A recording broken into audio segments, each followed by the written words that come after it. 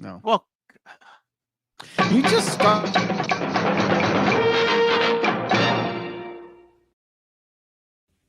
You pompous, stuck-up, snot-nosed, English, giant, twerp, scumbag, fuckface, dickhead, asshole.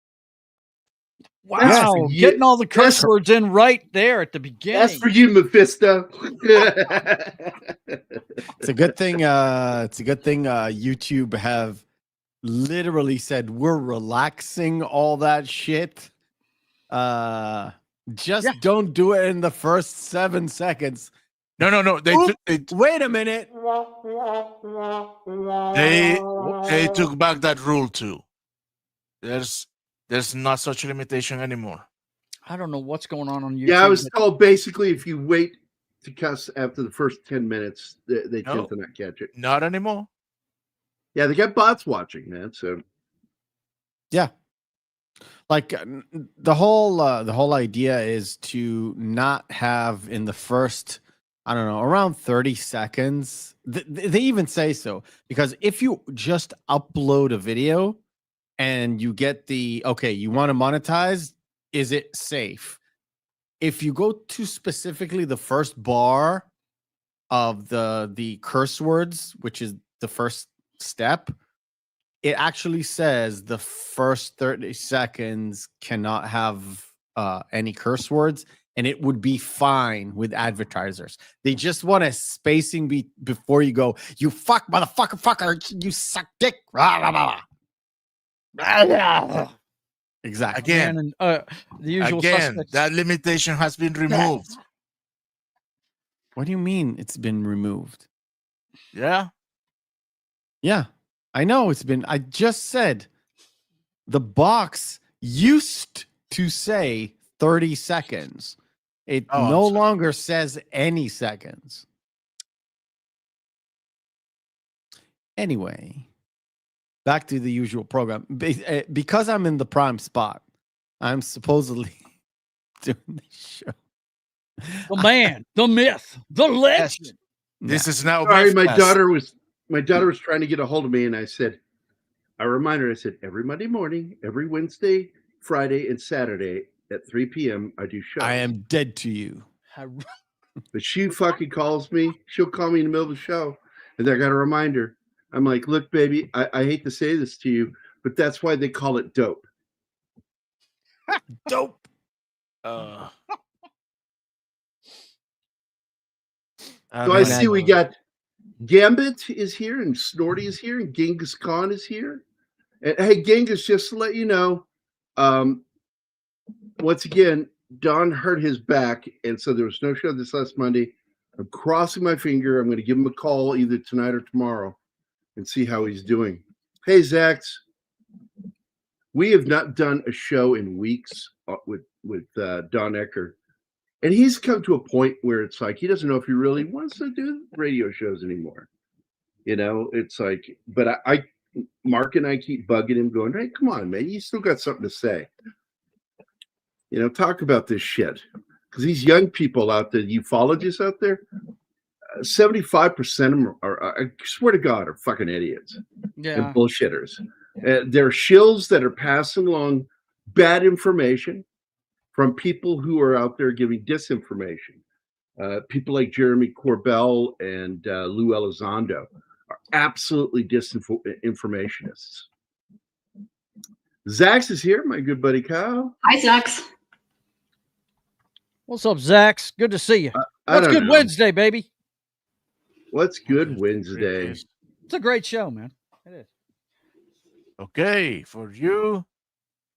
He was running for something, sir. And then he crashed into a DUI checkpoint, committed 10 felonies, and not to mention FUing a room full of cops. You FU me all the time. Fuck you, Kyle!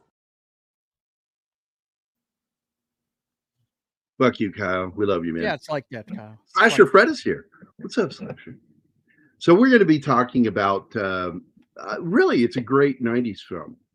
I couldn't believe what they pulled off in 1995, the effects that are in this. And it blew away people at NASA, too. So much so that they asked permission to use some of the footage for actual NASA stuff when people were coming in and it'll of course say on there, image, pictures, property, Right. all that. But I think that's kind of cool because this movie, NASA was deeply involved with it. The personnel from NASA are not only deeply involved with making it, they're in the movie as characters you probably don't notice. Because they wanted to do also- everything right. They weren't just flipping switches in that capsule. They did exactly what an astronaut would do, and they learned that from astronauts. Yeah, Jim Lovell directly worked with the actors to make sure. He was the guy that was the technical advisor for the film. And he does appear in the movie. You can actually see Jim Lovell in this scene right here. That's him on the left playing the ship's captain, the Iwo Jima. Wow. I love that he did that. Very cool, man. Very cool. And I mean, I'm the going to go actors ahead and themselves did a deep dive. For I'm going to information. show you some actual photos. I love these two photos of Jim Lovell.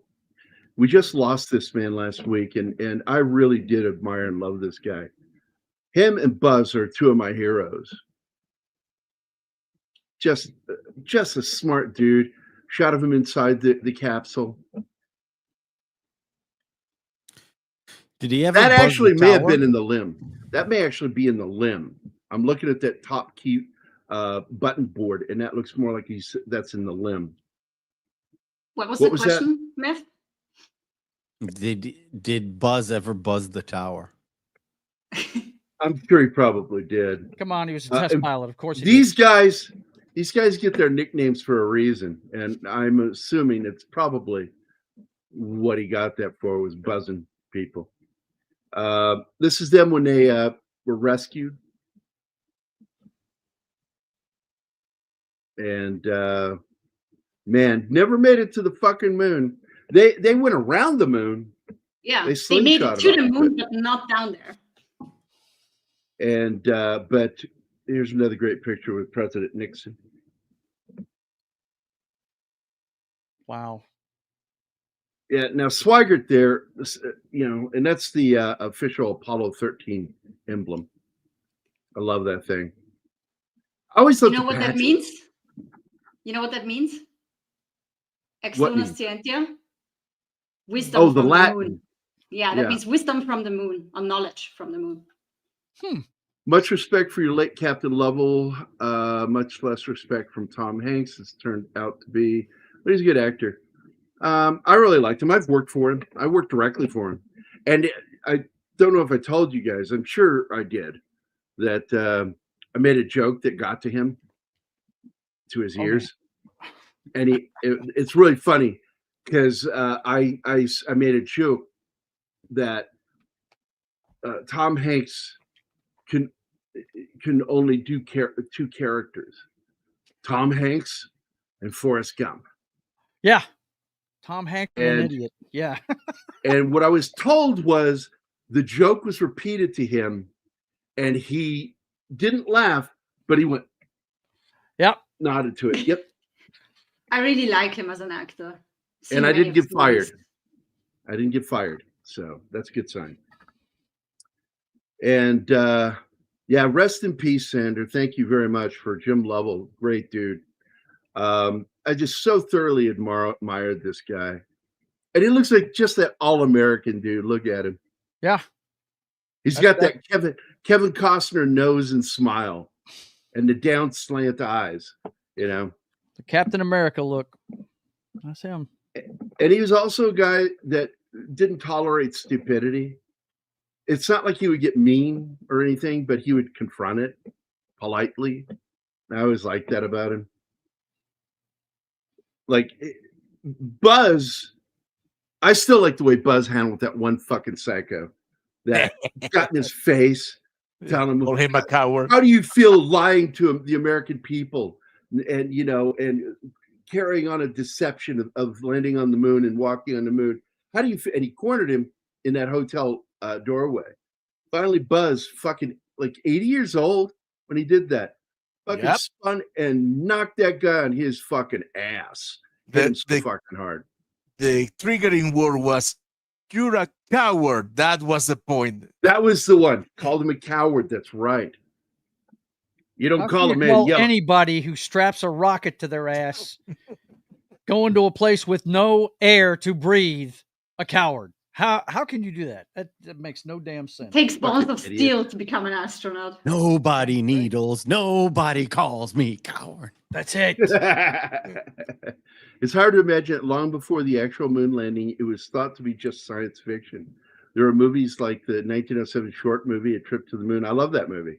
That's the one with the face, the human face, and he gets hit in the eye Yeah. with the rocket. That's funny. I love that shit. Yeah, sadly, there were no Scottish in the movie. And other than through descent, no Scotsman ever put foot on the moon. I mean, the Chinese and the Israelis crashed stuff on the moon, Right. but never landed on it. Can I address this real quick? Sure. He was on 4 flights. He was on Gemini 7, Gemini 12, and Apollo 8 before that one. Yeah, he did 10 laps around the moon one time. Gemini 10 12 was with laps. Buzz Aldrin, by the way. The They flew Geminis together. never landed anywhere, right? It was the No, Apollo they that just didn't. landed. The Geminis Yeah. were just testing, can we start Mm-hmm. and go back to Earth? The Apollo 8 was the first one actually going to the moon. And Apollo 11, I think, was the first to land. A lot of testing needs to be done for this. Yeah, back then, all of the effects were done in camera. And they pulled off some crazy shit. This movie pulled off some crazy shit. Oh, fuck yeah. And it blew some of the guys at NASA away, because when they saw some of the shots, they're like, how did you get that shot? I've never seen that before. They're like, We tried "We to did." find it and we couldn't find it anywhere. So we How good it recreated what it would look like, including the fucking blast from the liftoff is done so perfectly. And which includes the moment where there's so much pressure coming out of that rocket that some of the flames and smoke that went out got pulled back down under the rocket. They pulled that off. Oh, crazy shit. The ice, and I had to explain that to Animal why there's ice falling off the rocket with the nitrogen to keep Well, the fuel system cool. It's CGI, so I didn't catch it. It's supposed to be ice. It just looks weird. And I'm not mad at them for doing CGI on that. I just Well, when you see it didn't for real, realize it it's still ice looks right away. CGI. The real thing looks like that too. They Slasher, did a that, really good job. that wasn't a good movie. First Man, Yeah. it was disappointing. I refused to watch it when I found out what they did. Disappointed. Yeah, What movie? I'm sorry, I had my head down. What movie? for the First Man, but Okay. And I'm a fan of Gosling, but I would not watch that fucking movie. I think I'll never watch it. it did a big disservice to Neil. I was fixing to say, wasn't there a big controversy about that movie? Yeah, they remove all the element that he was a believer. I love that movie, by the way, Bill. Mission to Mars. I consider it the dramatic Mars film, and then the other film that came out around the same time with Val Kilmer is a great sci-fi action film. Red Planet. Yeah, Red Planet. I enjoyed it. I really did. Val Kilmer, his team having to survive on Mars, finding out there's actually oxygen now because of they were what's it called? Terraforming. Beatles. Terraforming. Yeah. We watched that one. Yeah, but I highly recommend watching Mission to Mars too. Yeah. We're gonna watch that one and do that one. Red Planet is fun. Watch It is. too. I don't think we covered it. We should do it because I wouldn't mind talking about that film.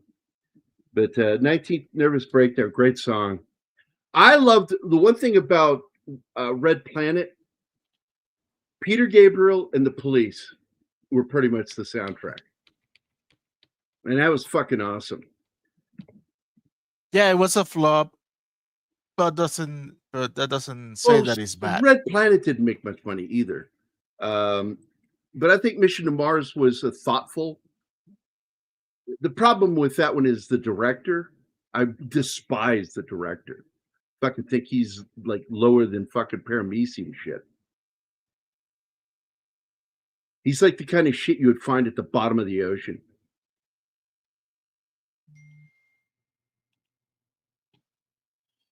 I love the original Demolition Man, but then Sting updated it for the movie Demolition Man, and fuck, that was a good song.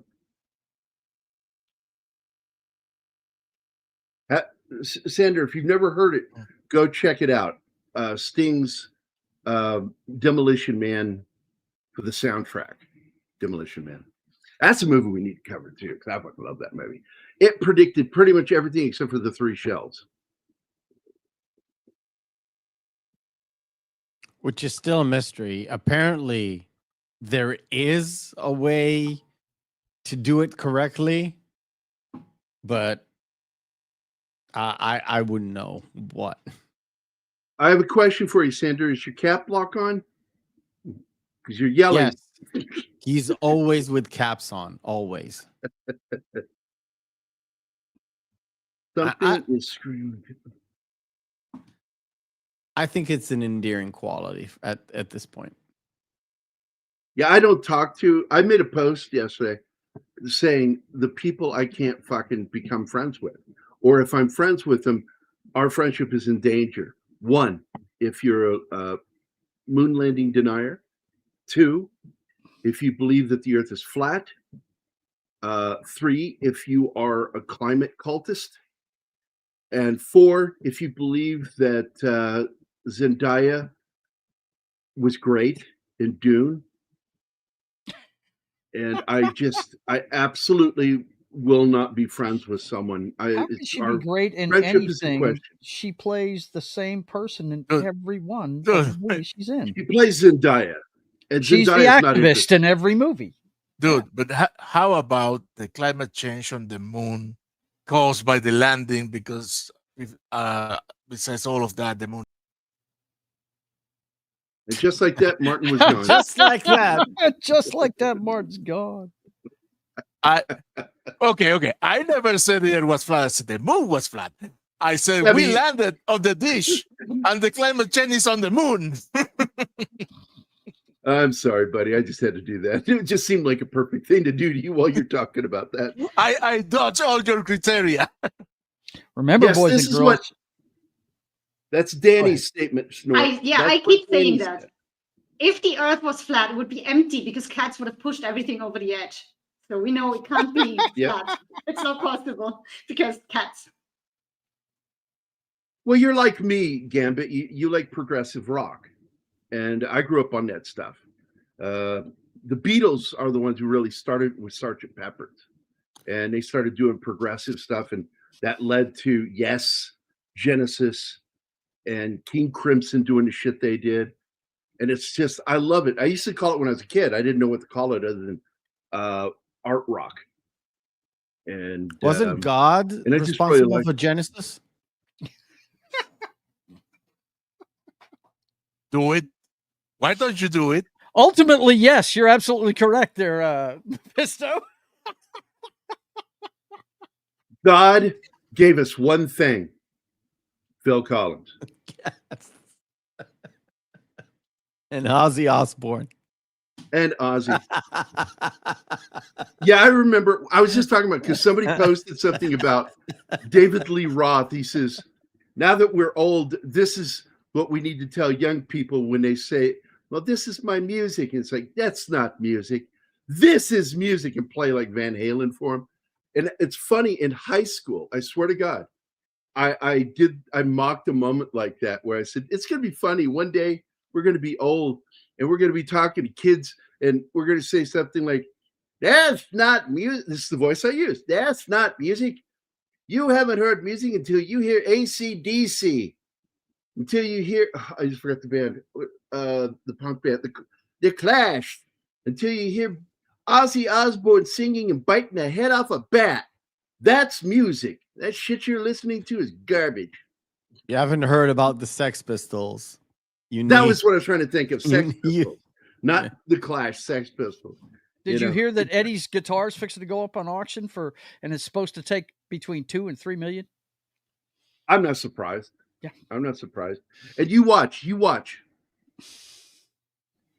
It'll be someone that doesn't know how to play guitar. Right.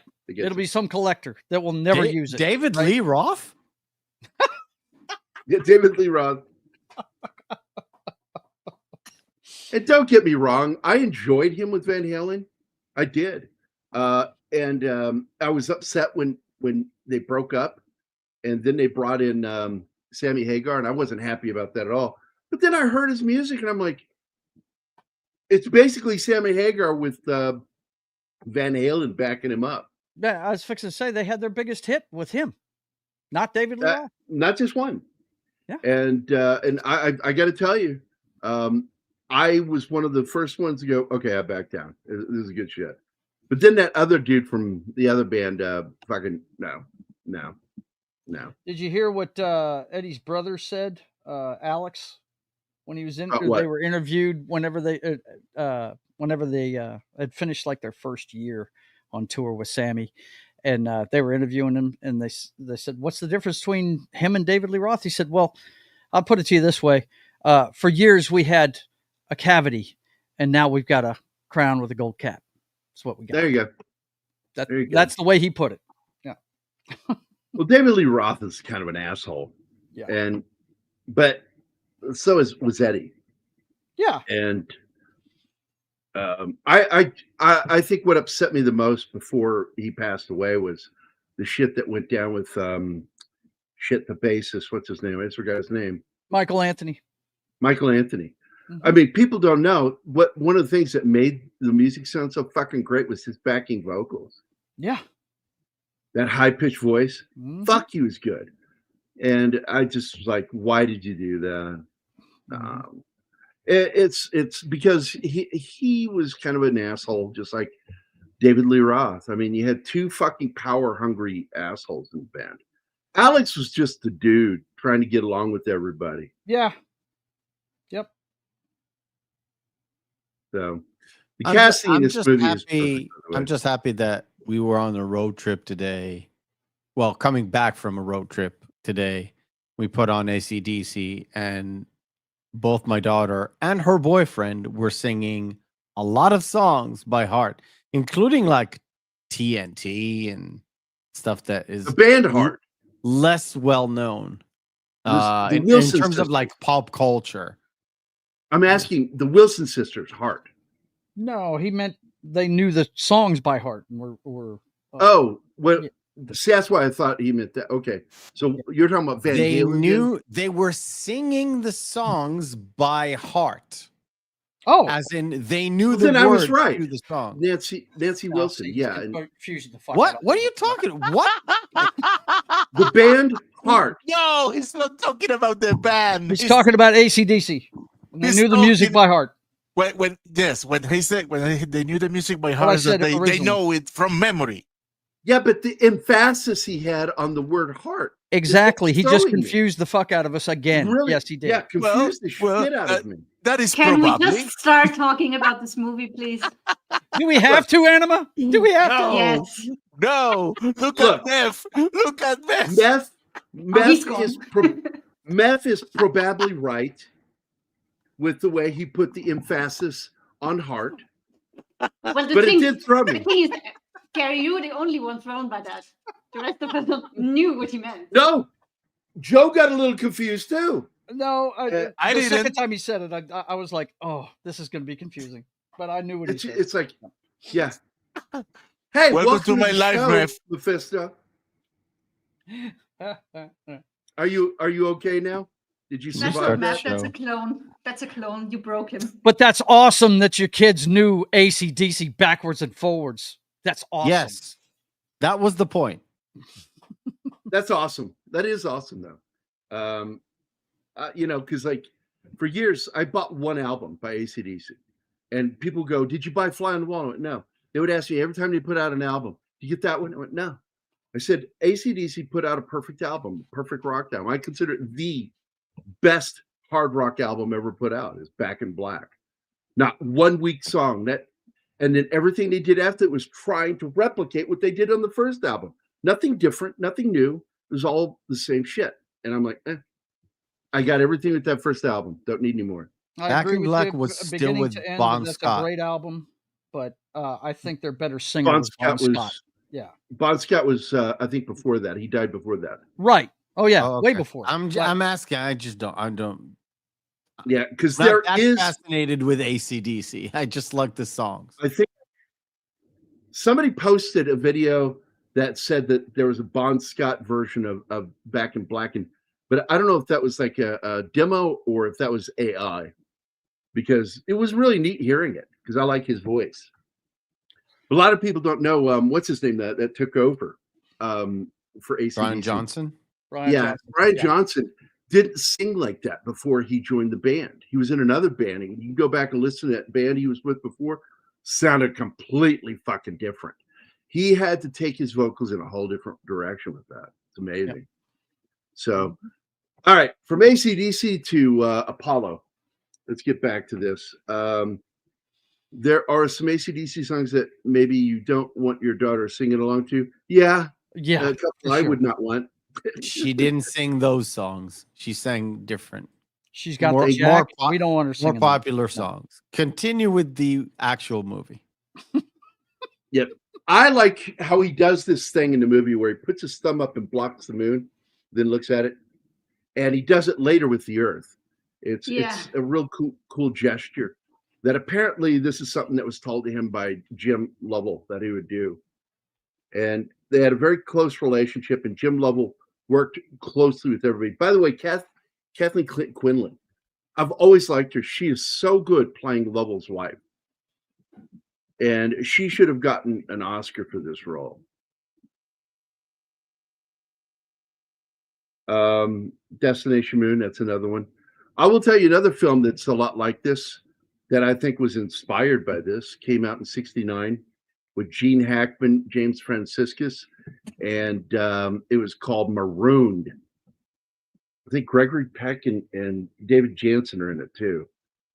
And it's about astronauts getting stuck in space. And it's a good film. And NASA helped them to make the movie. There is another version of this that came out in 1974. And that was a made-for-TV movie. And it was panned by James Lovell himself. He called it, quote-unquote, garbage. Quote, end quote, garbage. Love that. You think Tom Hanks went for a three-peat? Trying to, at least. What do you mean? Because I always had a sneaking suspicion he was like, yeah, I think this is like the role that might get me another Probably Oscar. saw that. He probably saw that because the meeting he had with Ron Howard, Ron was trying to convince him to do the movie. And they went over the script, and finally at the end of the meeting, he goes, all right, damn it, I'll do it. I'll do the movie. So he had to be convinced to do this film. And I think he was worried that people would think that. But the fact is look, man, once he did the first one and did such a tremendous job on it, which is, of course, Forrest Gump, basically people wanted to get him to do another Oscar film. And he got a lot of them thrown at him. This is one of them. And wasn't Philadelphia one too? Philadelphia was the first one. Philadelphia Forrest Gump was the second. I thought that came out later. Was it 97? No. He did it. He did a 93 came out. That was Philadelphia. Mm-hmm. He won the Oscar. He did Forrest Gump. I think he started before he won the Oscar. I'll be damned. Yeah, 1993. And then, like I said, Forrest Gump was 94, and he might have done Shawshank Redemption instead. But we'll put that aside. And then he went on to do this one, which, by all accounts, could have been another Oscar-winning performance, but I don't think people would count this as an Oscar-worthy role. Because at the end of the day, it had an impact commercially and critically, but it was more about the special effects with this one rather than the acting. Yeah. When Forrest Gump did have the special effects portion of it, as in insert Forrest Gump into like a real situation, which was brand new. But in this one, a lot of more of the technical marvel and the sort of biopic aspect was to this. And biopics are tricky when it comes to winning an Oscar. Some do, some don't. So, Oh, I wanted to point this out. This device that they're using here, either it or a copy of it was given to Air and Space Museum in DC back in '74. And I got to go in, and you get to go into this thing and try to connect with the lunar lander. And I didn't. I failed it. But it was fun. You get one chance at next person. That was fun. So that's really cool. By the way, there's no proof that ever happened, Snort. We know he threatened to do it. We know Ralph threatened to do it many a time. Yeah, to the moon. Bang, zoom. Bang, zoom. Now, we don't know if it ever happened, buddy.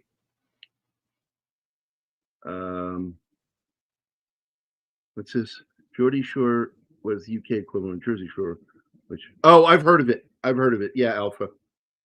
I know the show you're talking about. I think that the moon was made of green cheese.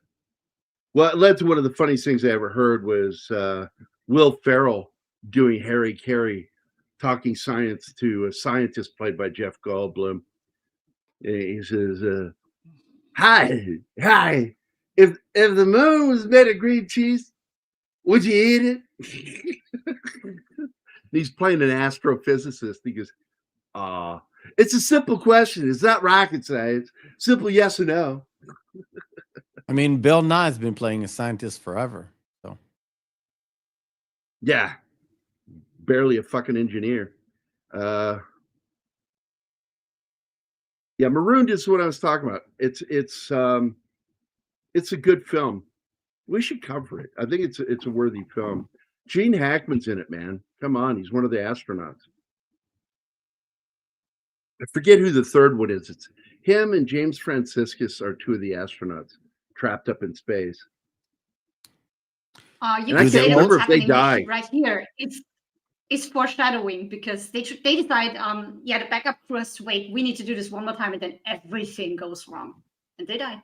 I mean, they don't die in a simulator, but they completely fuck up the next try. Yep. And by the way, while we're doing this, I'll go ahead and do this real quick. That is a photo of the actual command module. Ship. Command The module. service module. No, it's Where it Wow. where he stirred the oxygen tanks, there was an electrical short that it was going to happen. It was a flaw that was sitting there waiting to happen. And it's a blessing, a miracle, luck, whatever you want to say. These guys survived that explosion. Bill, that is not the LEM. The LEM is what they use to get back to Earth. Yeah, Once the LEM has once they detached the command module and it turned as it drifted away, they were able to see how bad it actually was. Yep. And That's terrifying. that photo, that's the photo they took from inside. You have there are three pieces. You have the LEM, you have the command, the capsule and the service module. When the service module is attached to the capsule, the whole thing, both are called the command module. But once it separates, that thing we saw, that is the service module. You're right.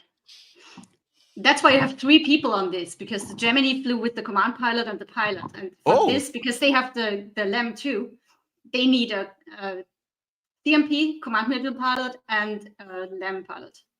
Look what Snort is saying. Richard Crenna was the third astronaut in Maroon. That's it, Richard Crenna. Thank you. My dad used to call him the poor man's Gregory Peck. That was the nickname that he gave to Richard Crenna, because Richard Crenna had that level of gravitas like Gregory Peck, but for a much cheaper price. But I mean, he did train a lot of Green Berets.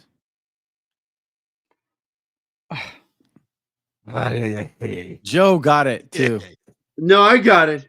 Yeah, I yeah. knew immediately when you said it what you were talking about, and I'm like, "Fuck you, man." Got it does I not can't equals to like win today. I should just quit. Now, originally, Ken Mattingly was the supposed to be the third man on the ship, the pilot, but the limb pilot. He was supposed to be the limb pilot, and ended up not doing it because they were afraid that he had been exposed and hadn't been inoculated against. I can't remember. It was the It was Measles, I rubella. believe. It was measles. rubella. Rubella is German measles, which is a lot less dangerous than real measles. But the whole story is so you have the crew and you have the backup crew. And if something happens to one of the crew members, the whole backup team steps up. But what happened here was that Duke, one of the backup crew, had gotten rubella, and Mattingly was the only one not immune to it. So instead of The swapping the backup whole crew team, couldn't switch they him out. couldn't. They couldn't switch No, him they out. couldn't. So they had to So- bring in Swigert. another guy to take his place, which is Swigert. Which, when I stop and think, you got to wonder in Mattingly, because Mattingly was essential to their survival on Earth, Yes. because he was the guy that was going into the module and working the problem. Nothing happens by accident. I tell you, I really Yeah, 'cause- believe that, and that's proof of it right there. If you ask I don't me. think they It really ever is. had to do that before. Switch out one member because they are a team, a well-worked machine. They can read their minds basically after. That well, it much was training. problematic when it happened because they didn't like the idea. But in the movie, I will tell. Oh, this kid is so fucking cute. He played Gage in one of my favorite horror films. he was Pet Gage. Sematary. That's Gage from Pet Sematary. And in the 90s, it was the end of his career. He started getting older and he went away and he ended up, and I think he's still with his band. He's in a punk band. I mean, he had one of the greatest lines a kid could ever have. Not boys- fair. No, Mm. no. Oh, what was Boys it? have a penis and girls have a vagina. Oh, that's right. He doing it. My daddy is a gynecologist, and boys have a penis and girls have a vagina. No. My daddy's a gynecologist and he looks at vaginas all day long. Great. kid. Anima loved that movie. I've turned Anima into an Arnold fan, which I didn't think would happen. She actually does enjoy. I didn't Arnold. think that either. I'm surprised it worked. She ends up but she yeah, I ends really up like it liking now. watching it. She looks forward when I tell her we're going to watch an Arnold film. She goes, "Oh, that'll be good," because we still got to watch Junior. I think it is a substandard film compared to Twins, but I still enjoy the relationship between Schwarzenegger and DeVito. They're fun to watch. Man, lots of people love working with DeVito. Like loved working with him. He's a Like, prankster on set too. Michael Yeah, Douglas. he seems to be fun to work with. Michael Douglas used to love working with Well, they're DeVito. roommates. You know, they're Yeah, roommates. I know. In school, and their friendship goes all the way back. That's how he got cast in the movie One Flew Over the Cuckoo's Nest. Hmm. And that's the movie that launched his career, Danny DeVito. Was he on Taxi before that? I don't know. No, he wasn't, was went into No. the audition for Taxi, Hmm. and right in front of the writers and producers, just walked in doing Louis. Just walked in and went into a Louis going, "Who wrote this shit?" About the script. Instead of reading the script, he just walks in and starts complaining about the script as Louis. And it's so fucking funny to hear that story. DeVito is something else, man. There's the F-15. That's a good jet. That's a good jet, man. That is the jet they used as the what do you call it? The MiGs in Top Gun. That's F5. 15. I believe it's the F-15. 5. 15 looks had the plane. The wings are on top, not on the bottom, and both jet exits are separated. Okay, No. I'm gonna correct you. I got it right here. F-15 Eagle used in Top Gun. Show the picture. Show the picture. There's no picture; it's information. Okay, I will. It shows that they use the F-14 Tomcats, the FA-18 Super Hornets, and the F-15 Eagle. And as that's I recall, wrong. the F-15 was the one used. That is wrong.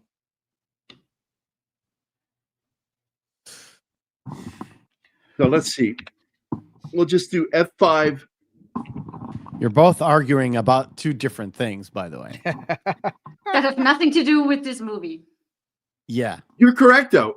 Their information isn't wrong, but it is. It is the F5.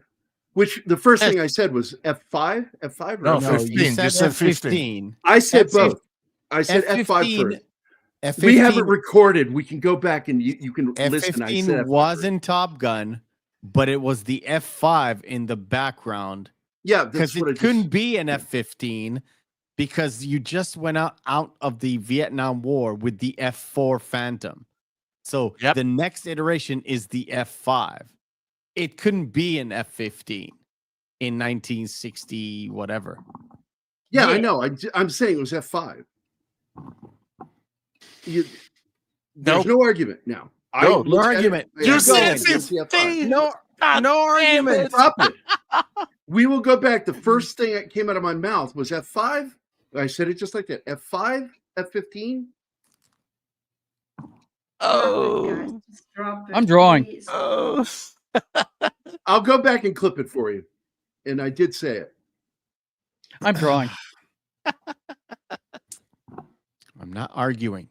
I'm just saying. I'm not either. But I did say first with a question. It's like F5. I believe you, Gary. Someone doesn't. I just And don't I'm know telling you, why I you did. went down. I just don't know why you went down the Top Gun route. I just Because lost you. because that's the jet that was used.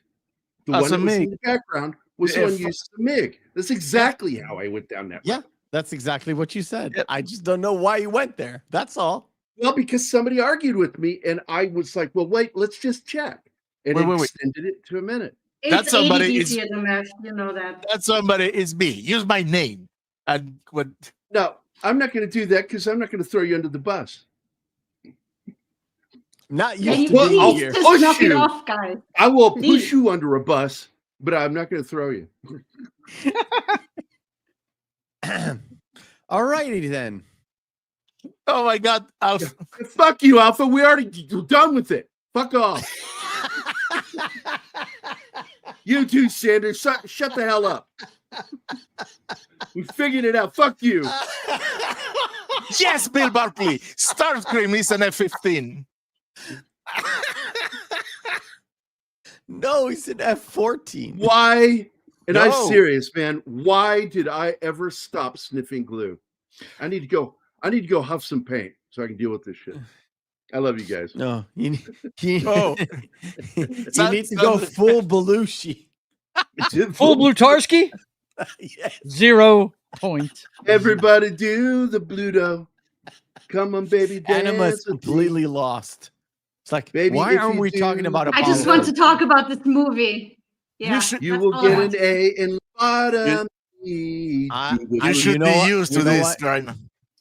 You know In what? fact, I'll do. 5 terrace going southeast on Bakalakadaka Street. They kept.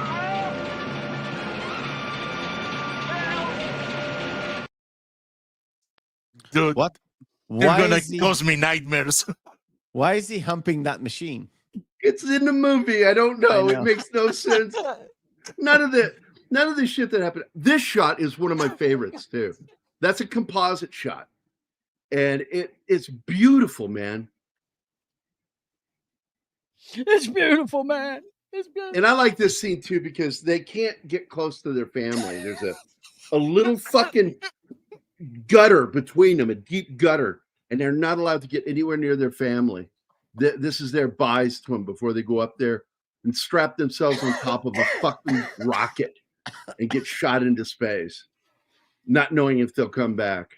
Yeah, I think they have to stay away from them for at least a couple days before the launch. They do. They're isolated. Nobody's. week or so. They stay. They're kept pretty much in what's called a clean room, and it's just crazy because they can't have them get sick during the mission. And they still got sick. Well, One from of the them. cold. Yeah. I still don't know what was up with Bill Paxton, because I love the part where he blamed what's his name, Swigert, Swigert. for giving him the clap because they used the same piss tube. The clap. Oh, He says it feels like I got razor blades when I pee. I love when at one of the press give it the clap. conferences. At one of the press conferences, of course, the question comes up: how do you go to the toilet in outer space? And they can't really answer that. Then, because Lovell wanted to broadcast from up there, he never knew that he wasn't live because they weren't interested anymore. Yeah, because But he accidentally cussed. For real, that happened in real life. He cussed, and they're like, "Hey, man, you've got a hot mic. Everybody can hear you." And so he. Yeah. But brought anyway, it back in one to scene, the you see him use the piss pipe, and he says, "Too bad we can't broadcast that on TV, huh? Too bad we don't Yeah. show them that."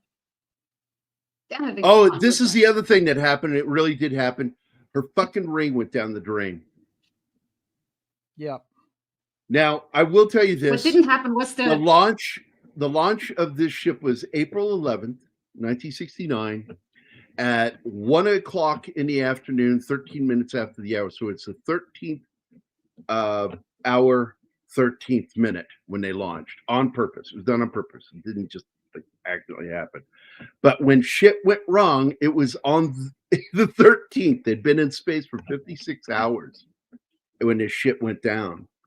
So the number 13 pops up a lot. And so people think there's something to it. It's like, well, one was on purpose, dipshit. And it was but chance that the 13th was when shit went down. it's a fact that no spaceship or whatever involved with that has ever had the number 13 since. Yeah. Yeah, it's like so many buildings don't have a 13th floor. That's a fact. Oh, I know. Such a I think in stupid Asia it's number superstitious 7. Oh, I agree. It's a dumb thing. It is. Like, By the way, in Judaism, 13 is actually lucky. 7 is lucky. 3 is lucky. So I don't know. And it's just as dumb. There It is. are 2 roles played by Ron Howard's parents. The woman that plays Lovell's mother, that's played by Ron Howard's mother. And the priest at the Lovell household is played by Rance Howard, Ron Howard's dad.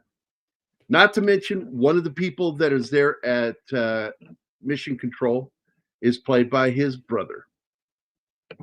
And everybody should know who his brother is, right? Oh, yeah. Yeah, Clint. And Clint, of course, is best known to nerds as the alien in the Corbomite maneuver. He's the little alien. But he's also the guy in Austin Powers that said, "That's a big." Yep. A giant wang. No. Oh, I forgot. When the Corvette stalls, that was an accident. And I was going Tom to Hanks mention went that, with it. And it's in the movie because they thought that was that's perfect. the second time that happened. The second time They that's went with the happened. line. And I think it adds up to all the shit going wrong. Her losing the ring, and then it's just bad omens all the way. And the control center right here was a set. They designed this. And it was so perfect that the people that worked for NASA and worked in that control room got really weirded out by it, because they would, like, one of them went out to leave and couldn't find the elevator. There's no elevator because the original control center was on the 3rd floor of that building. And they went up and they forgot, oh my God, this is a movie set. It's not the real place. And it was just that well done. But also all the stuff was real. All the things said, the way it was said. Everything worked. There was no fake shit in there. They taught him to do astronaut talk, and I think it's amazing. They taught him what switches they're supposed to use and when, how they did it.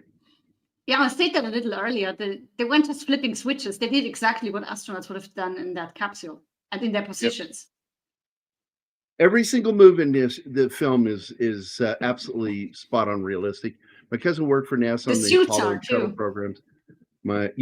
They had to make them for the film. My brother and I lived with his family in Cocoa Beach. After my mom's heart surgery, we got to visit Cape Canaveral. That's really sweet, cool. Dude. Yeah, he would not take that vest off until they got home. At the Johnson Space Center, yeah. This is one of those shots. And what they did, they actually had a miniature gantry, and the rocket was real plastic, model that they built. But then they added CG elements like the ice and a lot of the flames. And it looks so fucking real. When I watched this in the theater, I was blown away. What they pulled off. I wish I could have seen this in the theater. It was something else, man. I watched this movie on a 3-story screen. It was huge. Wow. It was not IMAX, though. I wish it had been IMAX. They didn't have IMAX back then, did they? No. Yeah, in the 90s. Yeah. Well, I think it did. Yeah. There was an IMAX. There was an IMAX theater in 1990 down in Texas, and I went to see Total Recall in IMAX. I was blown away. I was uncomfortable because we're in a balcony and the seats were at a really steep angle. And I'm like, oh, I was like, yeah, I don't know if I would. But once you sit down, it's okay. One of the kids guys that's on the controls is an actor that Anima and I know because he was in a little movie called Real Genius. Val Kilmer? A little movie? Yeah, a little movie called Real Genius. No, the kid from the movie is in it. He plays one of the controllers here. And by the way, the senator that's talking to Tom Hanks during the scene, like, we're starting to wonder if it's worth the money to keep paying for these rocket ships. That's Roger fucking Corman. Wow. Roger Corman is in the movie. Do you think because Ron Howard got his first break? That's what I'm Roger asking. Did he just? Director.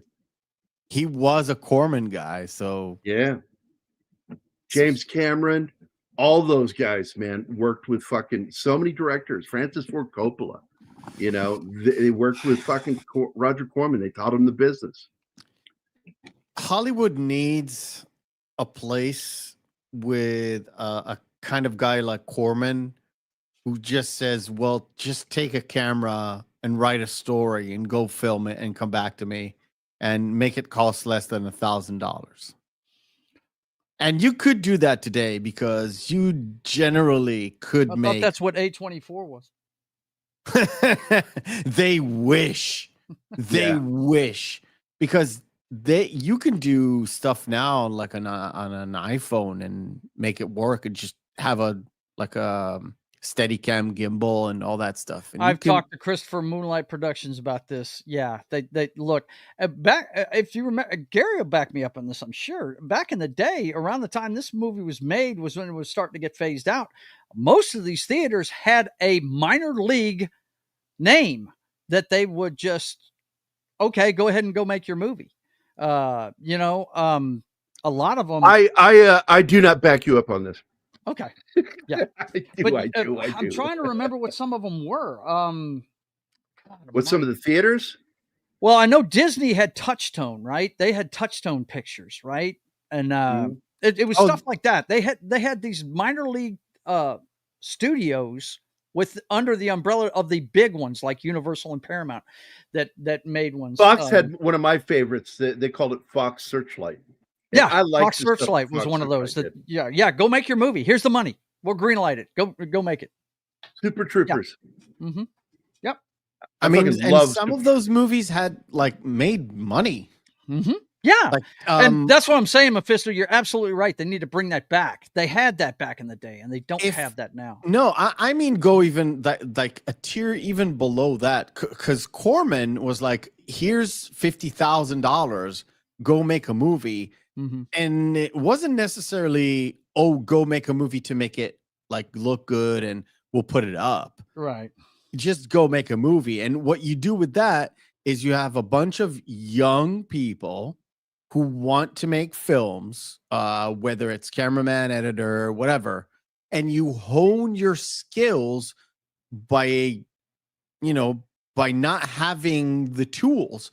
But today, even the rudimentary tools that don't cost a lot of money, you can actually make a decent film, but you need somebody to hone their writing and have present look at like what an they did. original idea and make You look it work. at Blair Witch Project cost $10,000. Yeah. And here's what they did: they bought the camera, they shot the movie, and then returned the camera. Yeah. No shit. That's Like what a they chick did. going to the prom, right? I swear to God. By the way, the actor I was talking about is this guy. Let me pull this. Oh wait, it's making me have to stop the video. It's a video. There. Now I can put it up. Here we go. That's him. Gabriel Jarrett was the kid in Real Genius. And that's him right there in the movie. And you see a lot of them in the film. You really do. You got a lot of unknown actors in this movie that would become more famous going down the line. I like that they show so much of the work that people did on Earth to bring them back, and not just the team up there. Well, there was over 1,000 employees at NASA. They showed the control room, mission control, but there were 1,000 other people helping try to save these guys. What And I love think most that's is amazing. that they got Mattingly, and he played a huge part because he was depressed. He was drinking, sitting at home, Then not he got talking pulled, to people. yeah. And they pulled him in and said, "We need you, dude. They're in trouble up there." By the way, he never got sick. He never got rubella. Yeah, Wait, he never did. He Yeah. thought he was out, but then they pulled him back in. Exactly. All right. So, guys, I need to go to sleep. Good I night. may look chipper, but Good night. thank you. Center stage. All right.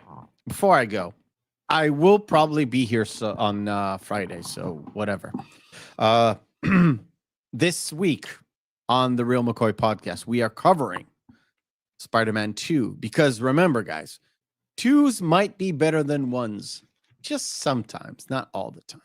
And that's Sometimes, what and you're talking about Sam Raimi's, right? Yes, Sam Raimi's Yes. Spider-Man 2, Yes. not Andrew Garfield's amazing Spider-Man Yeah. 2, because that I got to movie tell you, dude, was not good. on my list of superhero films, number one is Superman 1977 or 78. And then the next one is Spider-Man 2 by Sam Raimi. I think that it is a nearly perfect superhero film. If So they that's cool hadn't you're killed, covering it. if they hadn't killed Doc Ock, it would have been a perfect movie. Well, did he die? You don't know. He just went into the water. Anyway, so that's coming up Saturday before you're sandwiched between the first show that you do and the second show that you do. Whatever. But Yeah, I we're will gonna do a try to quick be here. review. I'll try to be here on Friday. So All right, we'll buddy. see. We'll see. Well, we love you, Mm. man. Goodbye. Take care, Put Big yourselves Daddy. up Bye, because I man. need to go.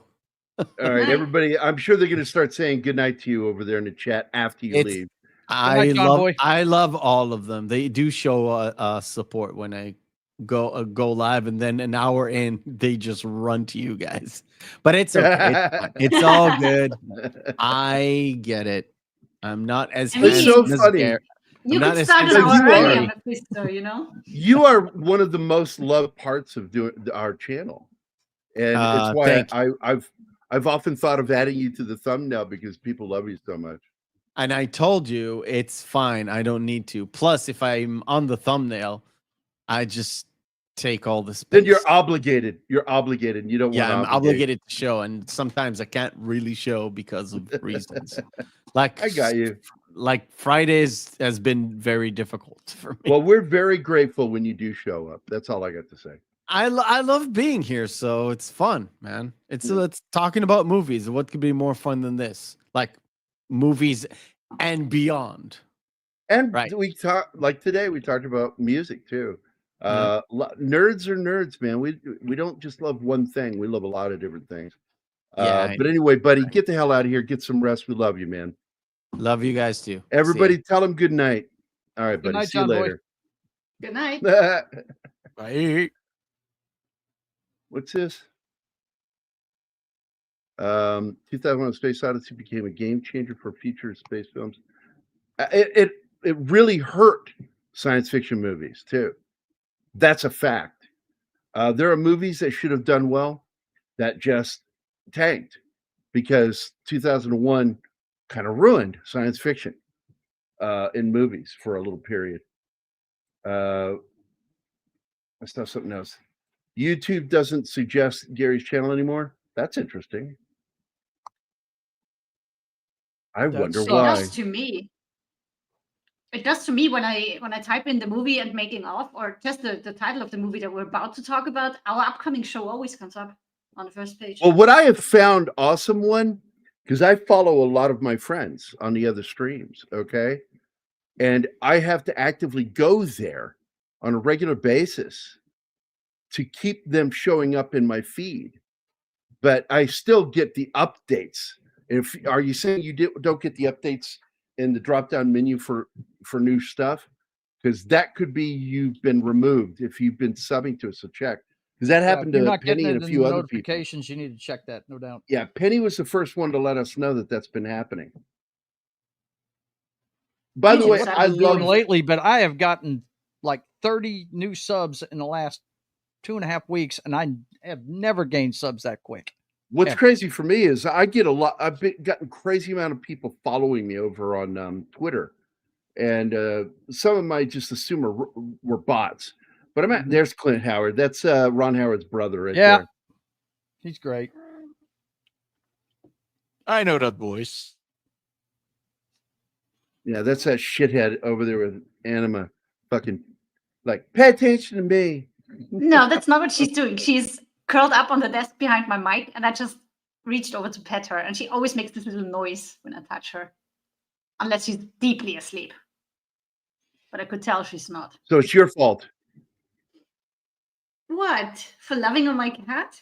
You touched her. Yeah, you touched her. She's my baby. Of course I'm going to touch her when she's within reach. Asshole. Wait a minute. What's the question? Which version of the Reeves Superman movie are you going to be watching? Because there's a 3-hour version. I have never seen the 3-hour version, and Martin and I talked about it a while back. We really do need to get a copy of that because I am curious. I am really curious. Ed Harris fucking kills this, and I think it's so great Yes, he because does. he played John Glenn in The Right Stuff and Turns Right Around, and is in this fucking movie playing another astronaut from that period. You know, Gene Kranz was part of Gemini. I've started calling it Gemini because a couple of the astronauts pronounced it that way. And, Jiminy That's Cricket. how I say it too. but Americans No, it's- typically say Gemini. Yeah, because you Americanize it or Englishize it. I don't know how It's you not would like say, it's but somebody's fault. It's just something It- that happens. it is the Latin word for twins. So Latin words tend to end on E, not I. Yeah, this is when they're in a panic. They're in a panic right now because they found out that they have to transfer because the battery is going to die. And they have to switch over to the limb. Everything has to be moved over into the limb. They have to improvise a whole new mission because no moon landing is going to happen. They need to get them back safe. The and we mission is figure to out get them how. back now. Yep. Yeah. Yeah, And by the the way, minute the incident happened, it was no longer going to be a moon mission. that slingshot they had to Doesn't do, he say that at one point? He says, "Gentlemen, Yeah. we just lost the moon." Yeah. Yeah, Mhm. we've He lost says the moon. that slingshot they have to do around the moon gave them the record for the farthest that humans have traveled from Earth. I think that's By the awesome. way, speaking of Superman, that's Jimmy Olsen from 1978 Superman. Yes, it is. A lot of faces in this movie.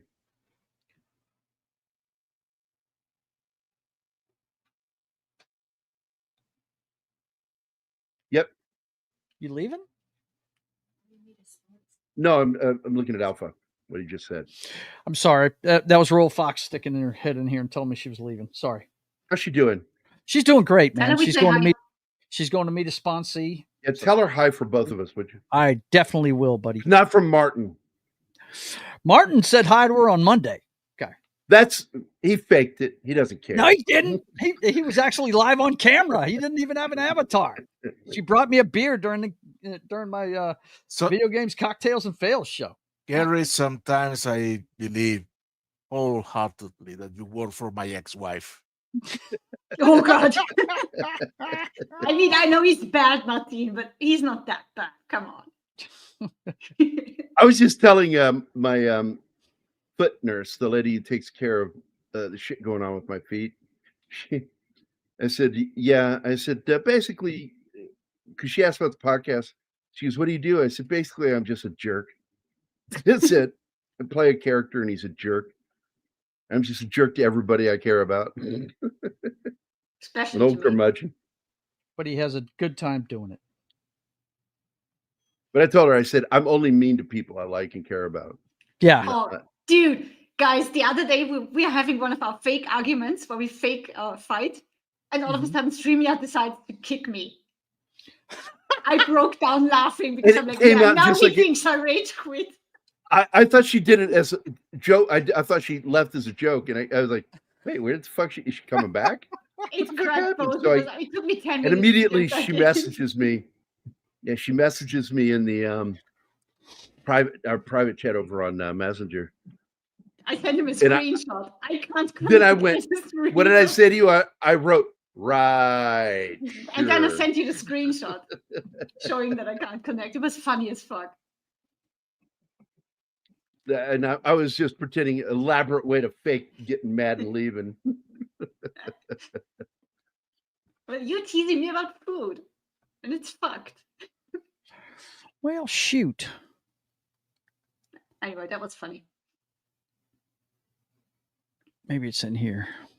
Could have sworn. Yeah, I knew I kept a picture of that cockpit of that helicopter. Yeah, all of a sudden they're broadcasting again because now the whole world is interested in what's going on up there. Wait, what do we? This Gambit Oh yeah, they're in danger now. Well, they couldn't get any airtime, and the Lovell's wife, when they want to put up equipment on their lawn so they could broadcast, she says, "Yeah, fuck no, not having that." If the media He's didn't there. care about them because they didn't cover the fucking launch, none of them.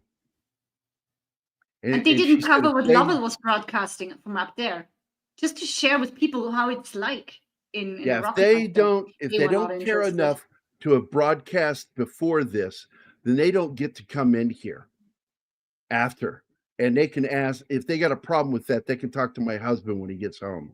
He will be home on Friday. Yeah. But he has to be strong for the kids. But what I really adore is how confident his mother is in him, because she's sitting there watching the broadcast when they're finally coming back with Buzz Aldrin and another astronaut. Yeah. They are there to distract her when it gets really Neil serious. Armstrong. Neil Not Armstrong, yeah. another astronaut. But they are there to So just you- keep them a you little bit said it. distracted. Hold on. I love what he says. So you're saying it took him a long time to get that award in the Boy Scouts? I love that when he's like, he's got her completely distracted and talking about the Boy Scouts with Lovell. When it comes to coming back safely, she just tells them, if they could make a washing machine fly, he would be the one to figure out how to land it. She's that confident in him. Awesome little lady. Yeah, that was pretty. Wasn't she talking to one of her grandkids at that point? I think. Yeah. Yeah. But they are all in the house. They're all gathered in the Lovell's house. And I mean, one of the wives is pregnant. like about to pop. And it's the first time that her husband goes up there. And I love how Lovell's wife protects her after the launch. When all the journalists approach them, she tells her what to say because she's terrified. She's like, I can't believe this is the first time you're doing this. But she's just so protective of her and tells her, tell them you're thrilled and happy and this is awesome. And she pulls it off. So one thing I wanted to point out here is that this is the second film Tom Hanks worked with Gary Sinise. They did 3 movies together on camera. They first did Forrest Gump. They did Apollo 13. And he was also in The Green Mile with him. They are very close friends in real life. It's how I ended up working for both Gary Sinise and Tom Hanks on No Better Place to Die, which is still stuck in development hell right now. God. But I do know that the last time I talked to him about it, they were getting ready to go to Apple, and because they had made the deal to make the second Greyhound movie, Tom Hanks and Dale Dye. And Dale Dye is the senior military advisor on that one. And so they went to another meeting and they began talks. I have not heard anything because I haven't been bugging him, but I am curious if they will finally get a deal to make that, because Apple is hemorrhaging money. But the fact is they have done a better job making films and TV shows than Netflix and Amazon put together. Are we going to address the speech? Yeah. Yes, I'm doing it right now. So let's see. It's military themed, space themed. So I'll give you this one. Here you go, awesome one. Bitches, I got a crossbow. Back door is sealed. Take them up.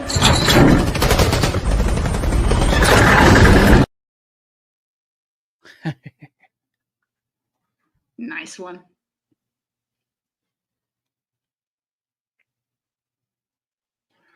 Well, shoot. Yeah, they've locked up on me again, Martin. The videos. Damn, StreamYard really hates you. Yeah, it won't let me leave the main show. I can't go near the studio right now. Okay. I can't control the videos. I'll try to get us to. Oh, it's nothing you can do. It's just fucking annoying. He can change studios for you. Yes, I just changed. Yeah. Right. For those of you who stick with us, this is not me in this video. This is Pop Culture Minefield as a team. You love me. You really love me. And this is me. Couldn't find the Sally Fields original? Come on, man. And this is me in 10 years. What's the secret? I don't dare tell you. No meat. You don't eat meat. I masturbate a lot. Okay, I think. I love that one. Dude, I've always said, man, I said I'm like a fucking monkey. I'm still convinced he did that on purpose. He knows how a lapel mic works. I don't know, but that's fucking funny, and it's one of the greatest moments. And I would put that, if I made a list of 10 greatest moments in television history, that's on the list. Right up there with Johnny Carson when he had American Indian actor, I just forgot his name, from the Daniel Boone series, had him on there with the tomahawk. And he throws the tomahawk and it lands right in the target's crotch. And it's considered the longest laugh in TV history. Johnny Carson. And Johnny Carson milked it. I think you showed me that one. I did. Because like he starts to go get the tomahawk and Johnny goes, no. Wait. Just let it, just wait. On camera, you can see him gesturing. Just wait. It's funny as hell. Just they wouldn't stop laughing because it's also the hatchet handle, tomahawk handle is sticking straight up. Oh God. So good shit, man. Good shit. I paused this because I really wanted to go over this. This was his dream, and this whole thing's a nightmare to him because he dreamt of going on the moon. And I love how they created a powder for this that really does look like lunar soil, because it's not sand, it's dust, and it's thick. It's impact dust. And you can see how thin the material is on that capsule. So, and also the way they figured it out for this, and then he would later, and we need to do this series, the Moon series that he did, the Apollo series that Tom Hanks produced. Fucking great. First, what was it called? First something to the moon. I forget the name of it. Great fucking show. And for that one, what they figured out was that to create that look, that they're almost weightless, they're so much lighter on the moon, they attached a weather balloon to them that literally gave them the exact same weight they would have on the moon. So it's even more realistic. And then they just digitally removed the strap. I don't get it. The balloon. I don't get it. It wasn't easier to ask Stanley Kubrick how did he do it? Fuck you, Martin. You're gone. You're fired. Didn't he just say earlier, Martin? He warned you. I warned keep you. pushing the I warned buttons, you with that Martin. shit. Keep pushing him. My goodness. You really want Oh a my God. timeout, do you? Let me have my Well- fun. I mean, I don't understand the necessity of some people of minimize what humanity can Here's do. another actor that would go on, by the way, to have a bigger career. But one thing that's important is that at the end of this movie, Loja has one of the greatest lines at the end of this movie after they figure out how to get him down. Get out of the wire to every squadron around the world. Tell them how to bring those sons of bitches down. Man, it's like hearing Dawn all over again. I know. Yeah, Yeah. it is. And the other day we were talking, and he says, sons of bitches isn't the only one I use. And I can't remember what the fuck he said. He had another little fucking old time phrase. And I'm like, that's a good one. I liked one that was used in the movie Open Range that my grandpa used to say. When somebody was like gabbing too much, he'd call them bucket mouth. Yeah, that's the I moment. love that. He's sleeping Yeah, off, they- and one of his colleagues just barges in because he wasn't able to reach him on the phone. It's like, dude, we need you. They're in trouble. I made a colossal mistake. I saw you're whiting something out. Looks like you screwed something up.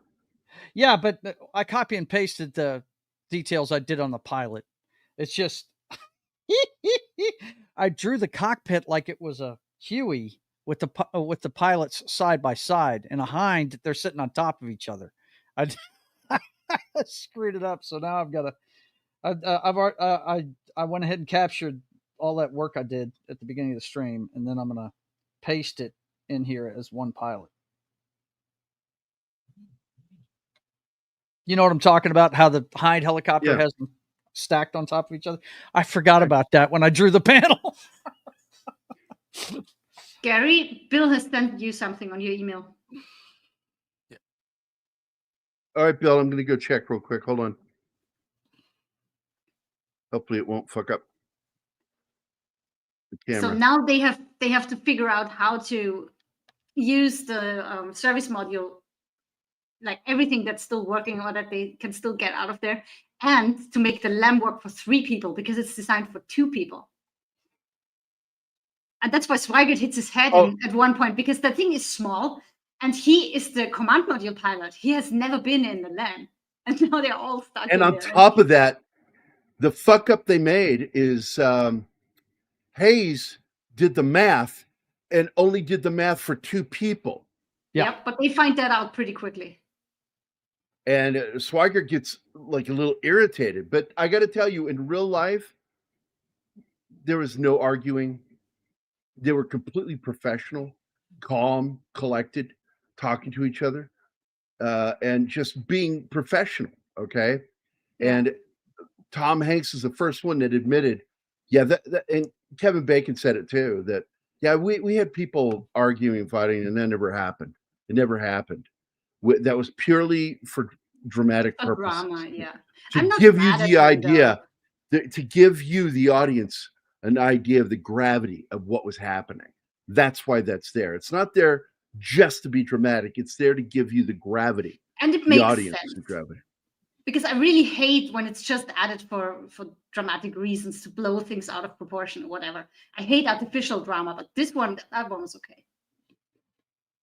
And there's an actor in this, by the way, that another actor, there he is right there. And this guy is such a great character actor, been in so many movies. I brought him up the other day because he played the stepdad in Taken. And he also played in as the bounty hunter in Barbed Wire. And he's the reason why I like that movie at all. But he also ended up being Red John in the series, Mentalist. Mentalist, yeah. Somebody brought it up in chat earlier, by the way, that he wasn't Taken, that was just discussed. Yeah, So good Taken. catch, people. That's him again out there talking to them, telling him she's not coming out. So you guys can fuck off. No, this is about the equipment they want to place on the lawn. And she's like, yeah, fuck no. Now they're interested. Now that they're in trouble. Yeah, landing on the moon shit. wasn't dramatic enough for them. Why should Yeah. not landing be? You know, so I fucking Taking loved her. off. There he Taking is. Look off at him, wasn't man. interesting. Great fucking character actor right there, my friend. Very good Yeah. fucking actor. Talk with my husband about this. He'll be home on Friday. Now go. Yeah, and Whoa. David Martin is here. loyalty is David. touching, but it is not the most important thing in your life right now. But what is important is gravity. Hey, man, I'm going to tell you right now, D. Bud Martin, I don't believe in gravity. I believe the Earth sucks. Speaking of that, we should mention how they did the weightless shots, because that was amazing how they did it. I needed dead silence after saying that, so Sorry. everybody would understand it's a stupid joke. That's the thing. It's a stupid joke. It's not funny. So how am I supposed to know it's a joke?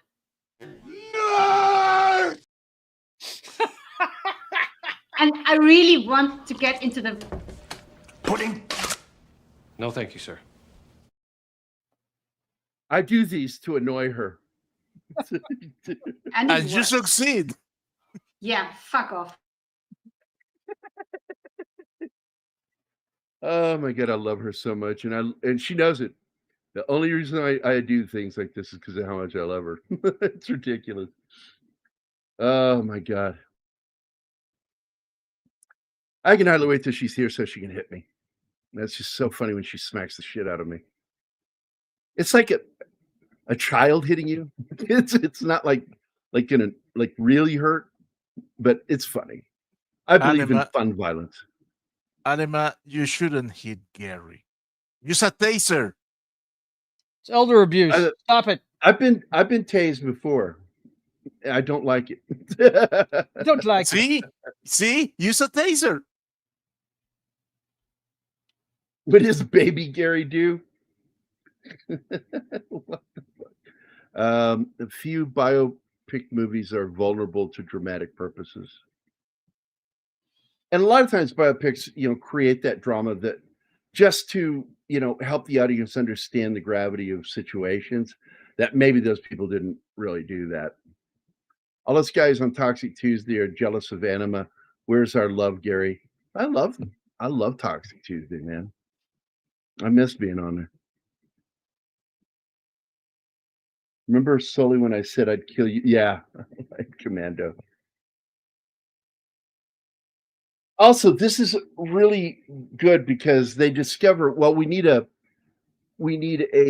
point in space to aim off of in order to put us on the right bearing to go back to Earth.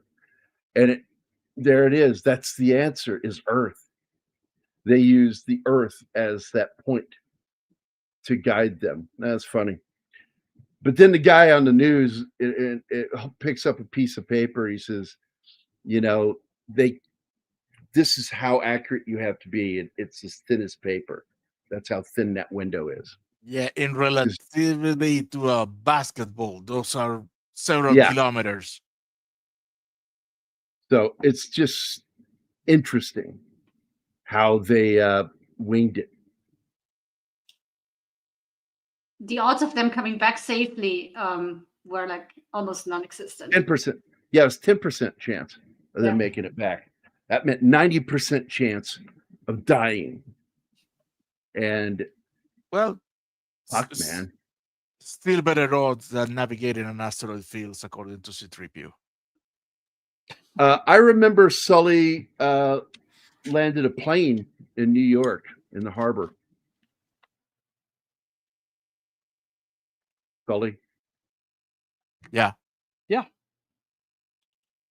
Why didn't they just slingshot around the sun and go back and there you go? Wrong movie. I'll tell There you were why. no whales involved in this film. Because they were geeks. And if they were nerds, they would have watched Star Trek. And they would have known about that. Besides that, historically speaking, that was 1970 what? What? What year did this happen? 70. Actually happen? Yeah. 70. Yeah, it was 1970. 1970? Or was it 69 was the landing. 70. 69 was the first landing, Apollo 12, and then this was Apollo 13 followed up in 70. Okay. And I watched all of this on TV. Well, if you know anything about your Star Trek lore, they landed in San Francisco in the 80s, so that they wouldn't have known anything about that. So there you go. I love that they did coverage all the time on the Today Show, every landing. Yeah. And that's how I became a fan of the Today Show as a child. I would be glued to the TV in the morning before school, watching the Today Show, and they'd have footage of from the moon. And I'm like, oh my God, we're on the moon again. Yeah. I always wanted to go into space, and it's one of my dreams is to get to go into space. When there's another dude right there, that dude there, he is the actor he's been on Whose Line Is It Anyway? He's a character actor, and you'll see his ads on Facebook for doing what he does on the side, which is teaching people how to do animation and graphics for YouTube and shit like that, because he's a master Photoshop and what's the other one by Adobe, the video editing, not Avid, but one they use, I can't remember. Oh, we got another one. Yep. I'm looking and I can't scroll. There we go. And you were in absolutely the deepest. Shit, Ma. I don't like that language, but that's exactly what you're going to be in. And you, Jada, use the back door from now on, okay? Right. That's no way to talk to Thanos. I tell you, my daughter was kind of going on about him the other night, by the way. She's like, oh, Goonies. God, he is so good looking. My daughter talking about him, Thanos. Oh, okay. But she's talking about him when he was in Goonies. She thought he was so good looking. That motor's running. Can we please mention the KC-135 for the weightless shots? Oh, the because plane. That was awesome. The amazing thing, I'm going to pause it here because I don't like Walter Cronkite. He was a big lefty, and he misrepresented stuff going on in Vietnam all the time on purpose. And when he reported from the Tet Offensive, combat was over. And they added sound effects when he sent that film to the U.S. And I've despised him ever since. But Uncle Walter was the face you had during any Apollo mission. Most people wanted to watch Walter Cronkite talk about what was going on with NASA. ABC, man. So now they're going to have to separate from the command module. And you still. And you still. This is the second time that I tried to bring up that plane and how they did the zero gravity shots, and you just veer off to another topic. Yeah, KC-135. That is a cool That is plane. amazing. Comet. The Hey, vomit comet. that's right. Don't call it anything but what it is, the Vomit Comet. And the Vomit Comet was used that they were hesitant to let them use it. And then Lovell called and said, quote, unquote, give them the plane. Wow. And so they didn't That just means let not them plane. use it that one time. They allowed them to shoot and do 1,000 times going weightless, or it's mimicking weightless. Gary, you ever been on a KC-135? It's free fall, but it looks No, like I've being never- weightless. Really? I've been on a few hops in high school. I That's, got on. I was on C-130 hops. I've been on those. Yep. You know, they used them for refueling planes when I was a kid in the 80s in high school, and we got to go down there and actually watch them hook up the nozzle. They let us go down there one at a time and watch them from the top. You know, you were behind them. The guy that's actually doing it's laying down, and it was neat, man. It was really neat. It's pretty cool stuff. They used it, and Brian Grazer, one of the EPs, a fucking idiot, by the way. He really is a fucking idiot. He's the one who confirmed it was they did 1,000 drops in this plane to make the weightless scenes. They spent 3 months in that fucking plane. Yep, because you only get like 20 seconds. There's a clip on YouTube. Yeah, I was fixing to say, Gary, Just explain two to of those them. that don't know what they're actually doing with that plane to get They you go weightless. up, and I don't know what the altitude is. I forget what the altitude is, but they go up really high, and then they go into a dive, and they just start falling. I mean, a And steep as dive. they're going down, yeah. it's a steep dive, Mhm. and anybody in the plane just starts floating around. And it simulates being weightless, but it's not, because if you remove the plane, you are fucking falling Yes. to Earth. Yeah. That's what they're doing. They're just falling at a different speed than the plane because they're inside of it.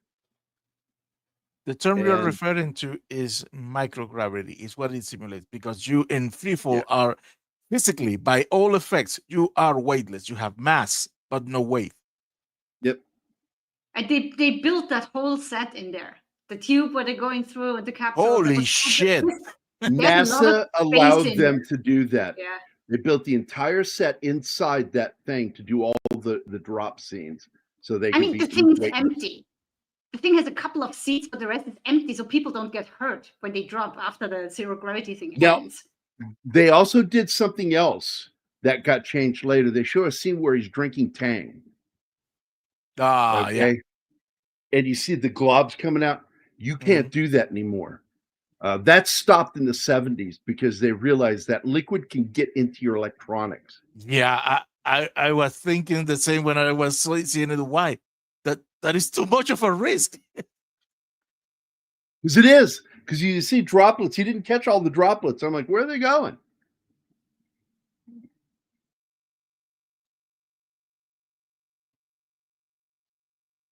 And again, just to let you know, what ended up happening in this was going to happen. Didn't matter what crew was in there. This was something, this was a flaw that was in the flaw. And no matter who did it, the minute they stirred that tank, that one tiny tube became electrically charged and caused this to happen. Right. It wouldn't matter if they had the backup guy up there with them or if the actual guy had been there. It would have happened. Once you stir those tanks, man, it was Which happening. is something you have to do. It's a routine thing. Mm-hmm. And he didn't do And it like because Jimmy he Olsen. felt like doing it. He was told by Houston Command to do it. And like I said, it's a routine thing, so he did it. I paused here just so you can see. That's Jimmy Olsen again from Superman. He the man. Who the man? Superman. I love that he made an appearance in Superman Returns. He was the bartender. He's in Supergirl with Helen Slater too. I hate that movie. I don't even remember it. I really don't remember a second of that movie. I do. I was so angry. It's dumb as shit. It really is. Supremely. But it's got Helen But it's Slater. got Helen Slater as Supergirl. And that's Yeah. awesome.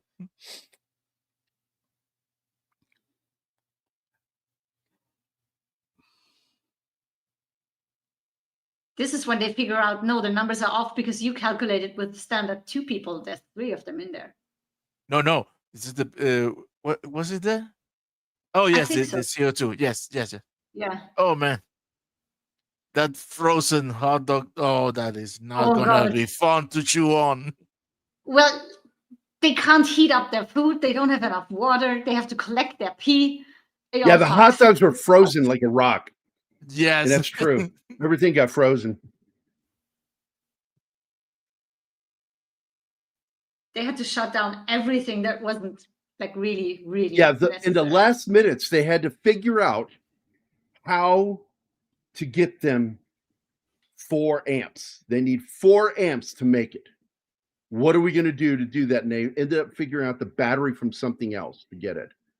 And once again, it's a fucking miracle how they pulled this off. They had to jerry rig a fucking CO2 scrubber, Mm-hmm. and it worked. That's a great scene in the movie. We have to learn Now, how to get this. That's a square into a problem round. that Yeah. shouldn't have existed in the first place. All scrubbers should have been interchangeable. Well, here's the thing. Yeah, round instead of square. They have to figure out how to get a round filter into a square hole. Right. And it's like, The thing is, though, That's- they that learned shouldn't so happen. much from this because all the future rockets, they had a spare battery in case of emergency, and so many other things were taken backup. care of, So many backup things. Exactly. including that oxygen tank thing being fixed. They Which didn't is know why, until they by the exploded. way, this is a complaint of mine. When I see science fiction with ships that are supposed to be in the future, and I watched this on a really bad episode of Doctor Who with Mr. Angry Eyebrows. I got angry at the script on that one where they end up on a space station and the people on the space station have to pay for their air. And I'm like, this is ridiculous. Every station would just have CO2 scrubbers and you would just constantly keep breathing. You'd never run out of air. Man, it has been way too long. I had my Tang. I miss Tang. I still What think is about Tang all the time. It What is is it? a crystallized, dehydrated orange juice mixed with a little sugar, and it became a crystal powder. And they sold it. We bought it. It's still available. You can still buy it. Yeah. And it always bragged the same drink the astronauts drink, the Apollo astronauts drink, and it's My it was girls huge don't selling. like Tang. I love that shit. I remember I would get a little stick. What do you call them? From popsicles. And it's got my brother so mad at me, he punched me over this. Not in the face, he hit me in the chest. I would lick one side and stick it into the Tang and just do that. And he goes, "You just lick that and put it in there?" And I'm like, "Uh-huh." Nailed me right in the chest. That's gross. Tastes good to me.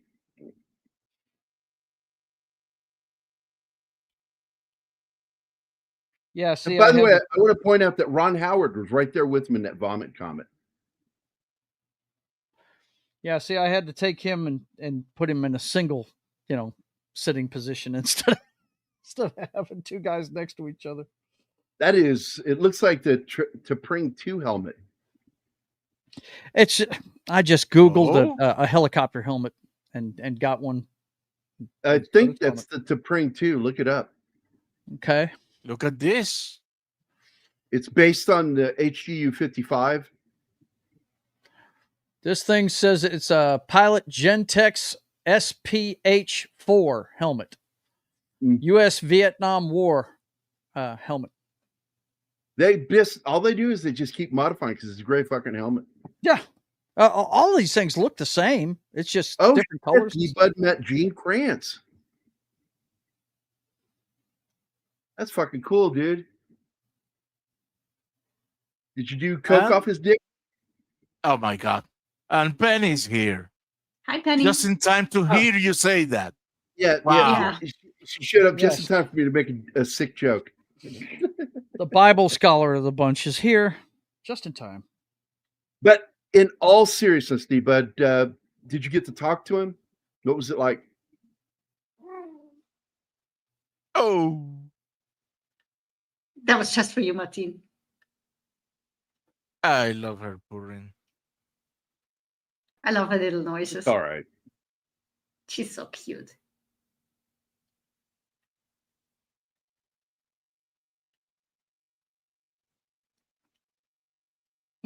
That went too wide. Who? Gambit? All right. Let me see what else I got. I don't know. I didn't catch that. Yeah, here we go. This is what he's talking about right here. Oh, okay. According to Ed Harris, his portrayal of Gene Kranz's reaction to the astronaut's survival, almost overcome with emotion, was inspired by a documentary interview with Gene. And then we scroll down and find his next one, which goes, while describing his feelings as the astronauts made it back, even significantly after the fact, he started to break down. I'm not surprised. It's an emotional. That's going to stick with you for thing. life. What that felt Oh my like. God! He met Buzz Aldrin too. Oh, Oh my get the God. fuck out of here, dude. Really? That is awesome. He's been You one of my suck. heroes for years, man. You Since I suck, was a D-Bud. kid. You suck.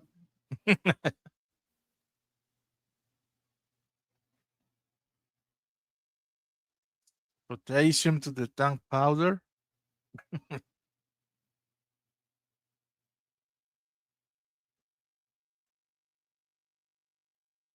I don't know what to say to that.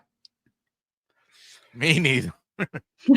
So maybe it was fun. And knowing the astronaut, they probably made competition about their farting. Oh, that's a guy thing, So- right? Now, I always wondered if Buzz got the nickname from flying, but he didn't. He's had it since he was a kid. He got the nickname from his sister because his sister could not pronounce the word brother and called him Buzzer. Really? That's cute. Wow. And so it got shortened to Buzz, and that's been his nickname since he was a kid. Other than say hello and shake his hand after he finished his speech. Same with Aldrin. That's still amazing. You got to meet him and shake their hands. Yeah, it is. We had an astronaut come to our school. I didn't get to meet him. It led to one of the when I was asking questions to see if you could tell if I was telling the truth or lying about the moon rocks. We had a guy from NASA and an astronaut come to our school, and they brought moon rocks there. And the story I said was that I got so nervous I accidentally picked up one of the rocks. When the guy turned around, I just put it in my pocket because I was like, "Oh shit, I probably wasn't supposed to touch that." But it didn't happen. We did see the rocks though. They were encased. There he is inside the module trying to figure out. Oh yeah, they have everybody in the simulators working on that situation. Because, like I said, it's a different mission now. They have to improvise. It's not about protocols anymore. It's working with what they have to make the impossible possible.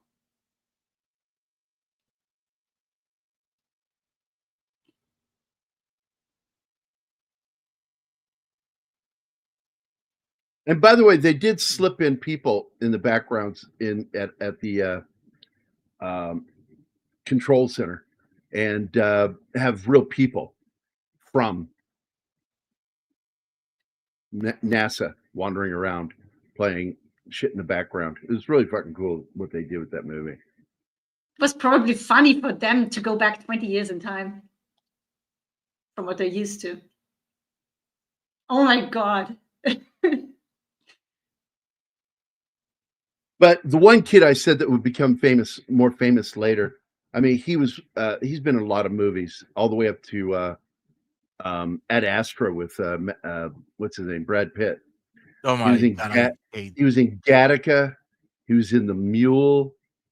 God, he's been in so much shit, man.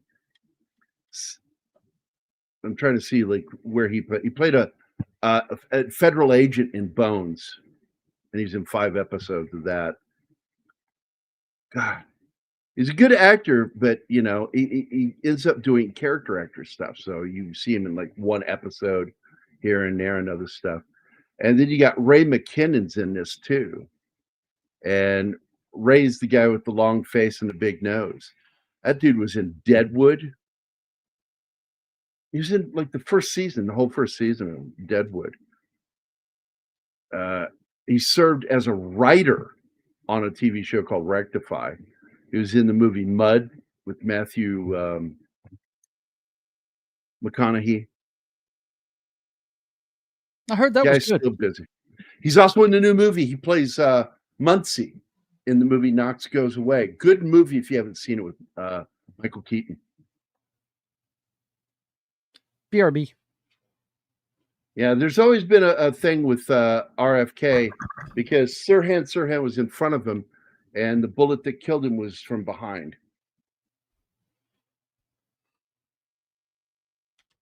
And I'm curious when we're going to finally get all that out. There he is. That's the kid. That's the kid right there. Well, yeah. Well, they released a bunch of shit unredacted. So never thought that was going to happen. It did. That's a kid in the middle that was on a lot of those shows and movies. There he is with Gary Sinise and Clint Howard. And he's center screen up front. That's really cool. And a lot of people don't know this, that Bill Paxton's career taking off was all thanks to anybody? Anyone? You want to say it, say it.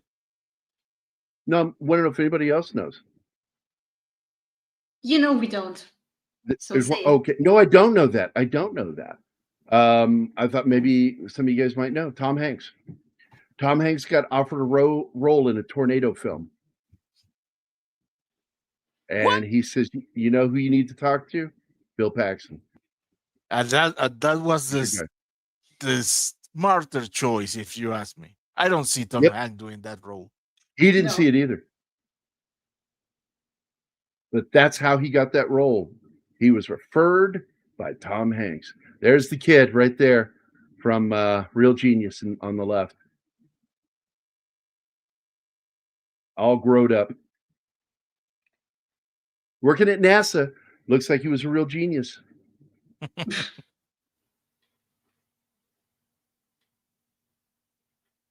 One thing that confuses a lot of people, because you can interchange them, is roger that and copy that. And I've always taken it as this.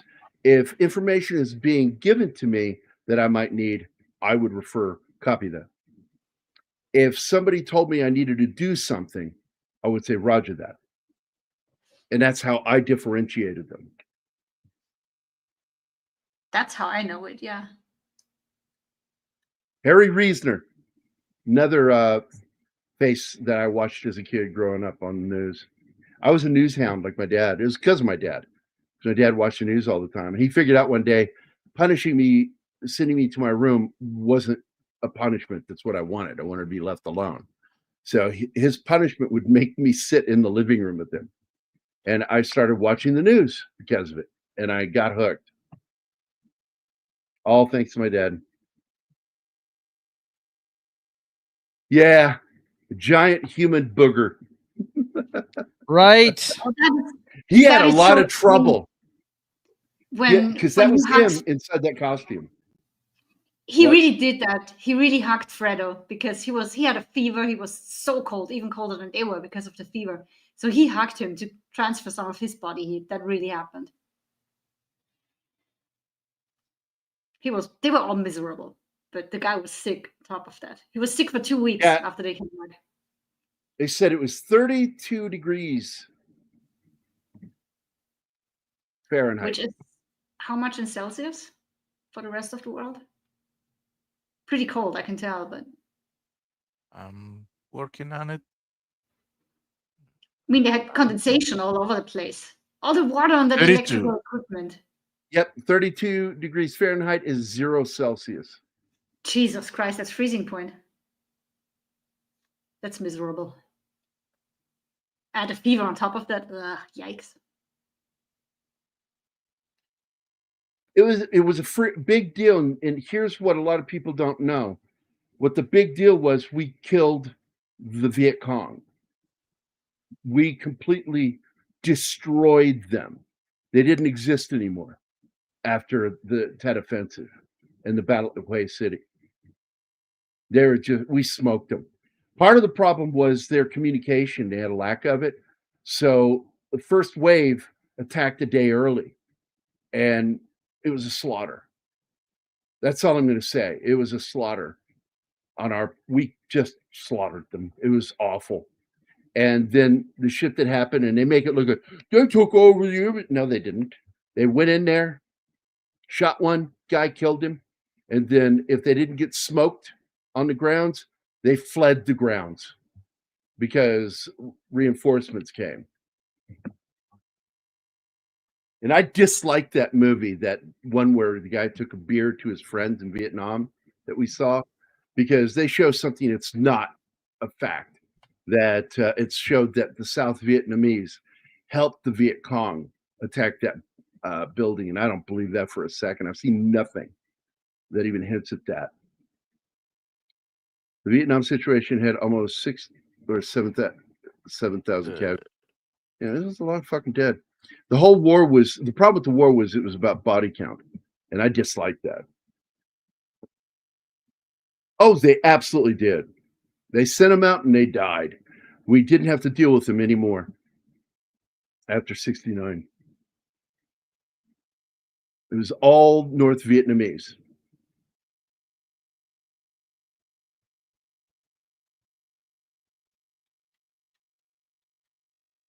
Look at that. Hurricane. And that's another historical fact. There was a hurricane. But there was prognosis for one. Yep.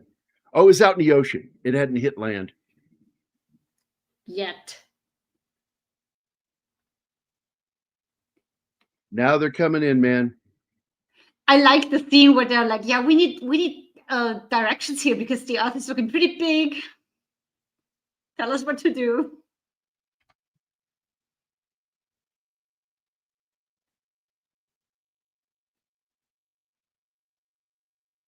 And now they're just praying for the heat shield to hold up.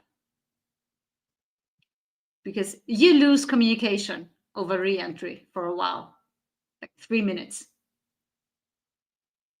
Hey, Wade was in there. I didn't see Wade. Hi, Wade. There's Rance Howard. That's Ron Howard's dad. Look at all these people in front of Lovell's house. Assholes. Thinking they're getting a scoop, and she's like, fuck them. I'm not going to talk to them. She resented the fact that they didn't care until they had a problem. And rightly so. Yeah, I'm absolutely on her side with this. I like John Chancellor too, Alpha. Right there with you, man.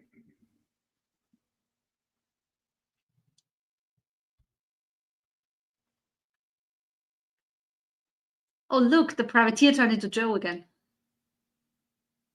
Yes. Oh, that is him. Transformation. Hey, I thought you were drawing it first. I'm like going, hey, Joe's gotten even better, man. Look at that. It looks just like him. Oh. That's right. There she is. Lovell's mom. That's Ron Howard's mom.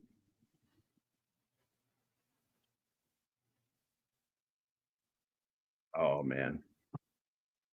And they're waiting because there's that dead air period where it's radio silence. Those 3 minutes where you don't have communication upon re-entry, and they're all just please praying tell me they're to alive. hear their voices. Everything went wrong. Please not be the heat shields, because that was that and the parachutes. They're afraid that the parachutes may have been damaged too. And that's his oldest son. That's his oldest son at the military school that he attends. He's not home with his family. He's in there with his classmates. And it's so amazing how they react when they finally hear the three guys. Because they hug him and thump on his shoulders, and oh man, it's so emotional. And again, I want to point out, statistically, there was a 90% chance they would die. Yeah. The odds against them were 10-1. It's a miracle. Like they say, NASA's finest hour.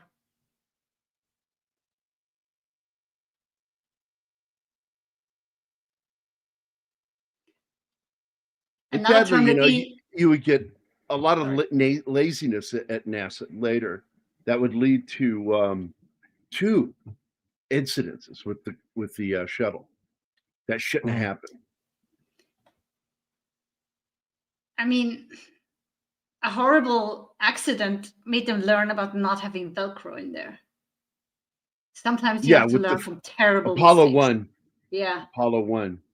that was just And terrible. they did have a lot of Velcro. They still use Velcro. But Velcro led to such a problem because they didn't know that Velcro becomes extremely flammable in oxygen-rich atmosphere. The more oxygen, the more flammable it is. The other term they used for this was successful failure, because the original mission failed. There was no landing on the moon. There were no experiments that were meant to do there. But the huge success was getting them back alive and how they pulled it off.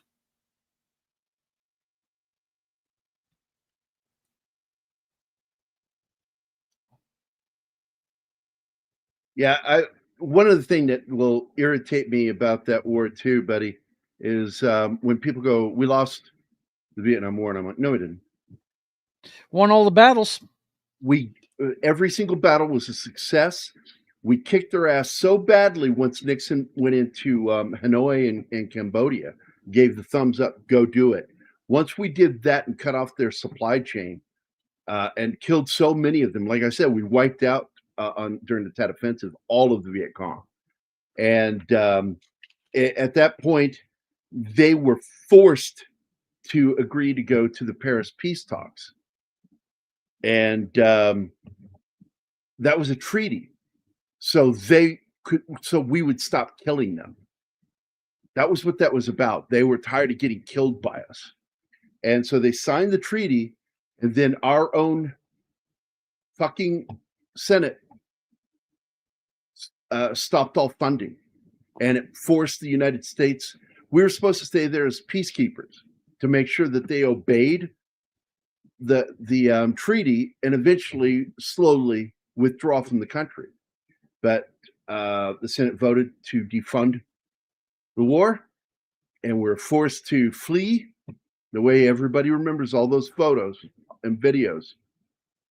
People, they were pushing fucking vehicles, helicopters and planes off of the fucking carriers to make room for people. Yeah. Horrible And sight. they should be ashamed of themselves what they did. Yeah. So what we did is we handed North Vietnam the win. We gave it to them.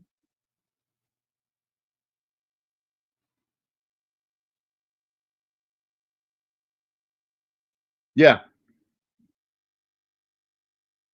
And also recall they killed they wiped out those fuckers in Cambodia, the Khmer Rouge, because they were radical to them.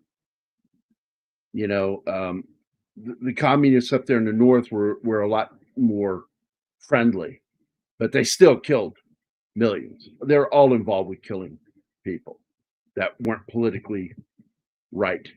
And if they couldn't redirect them, they would just put a 2-cent bullet in their head. Communism is great. Except that it never worked. It's never worked anywhere. Socialism has failed every single time. And they keep trying. And you know what that's the definition of? Madness. Insanity. Insanity. Right. Madness, insanity. Keep trying the same thing over and over again, expecting a different result. I see it from another point of view. I think it works correctly as it was intended, just to eliminate people. That cannot be a fault. That has to be by design. As if on cue, I hear the national anthem over the PA at Barksdale Air Force Base. Thank you. Turn towards the Thank you for that palate cleanser. Thank you. That's right. You turn to the base flag. You know where it's at all times. That post flag. That's it. And you turn towards that direction, and you don't move until it's done. That's right. Also, I think it's funny. A lot of people don't know this. that if an officer is approaching, one of you has to salute. And you salute. And if I'm in front, like I've done it many a time, I'll salute the officer. If they don't return the salute, you are stuck there until somebody releases you from it. That's a superior. You cannot, you can't do anything. You are stuck in that position. You can get in trouble if you break a salute without permission. That is weird. Permission given is by saluting back someone that's a senior ranking. They have to be senior to you. Yep. It could be a senior NCO. It could be a senior officer, your XO. But I've never been stuck, but I've heard guys tell me that they got stuck. I haven't, but I've heard the same thing, and it's shitty. It's just a shitty thing for an officer to do, is what it is. This just tells me they don't like somebody. Yeah, I like Alpha. Alpha's a dick. As an officer, I must say that is rather fun, and I know you emphasize the word "is." You go, Alpha. Yeah. What is this? No different than oh, absolutely. The pullout of Afghanistan, the way it was done, was totally reminiscent of Vietnam. Those of us that were alive remembering that, remembered it. And it just, we lost people. Friends to this nation, we lost them. They were killed because of a bunch of lazy fucking politicians. It's a shame. It's a shame on our nation. Every time they do this, we have these politicians that do these things and shame our country doing it. So, this that transcends. Yeah, I agree with you, Gambit. I have locked up some snuffies for a while, but only if they. It's funny because I actually did have that happen with my XO when I reported and I popped the salute, and she sat there for 5 minutes doing paperwork, ignoring me. And I knew she knew I was in the room saluting her. Fucking shit. They do it just to mess with us. And then they do this. They sit there and they finish the paperwork, and then they act. They do this. Bump, bump, done. Put that over there, and then look at you and return the salute. And then it's like, fuck you. So for every grunt out there, you did that to, Alpha. Fuck you. Right. But I got to tell you, I'd do it too if I had the rank. I would absolutely do that shit. Alpha will like that story I've told before. I don't know if you've ever heard that, Alpha. When I was out on the tarmac and we had a wet bub level of 4. So all you're wearing is your cargo pants, unbloused. You're allowed to wear tennis shoes, and you're wearing your t-shirt. And you don't have to wear a cover. Some people still choose to get the sun out of their fucking eyes. And I was with my team, and we were PMCSing a Humvee.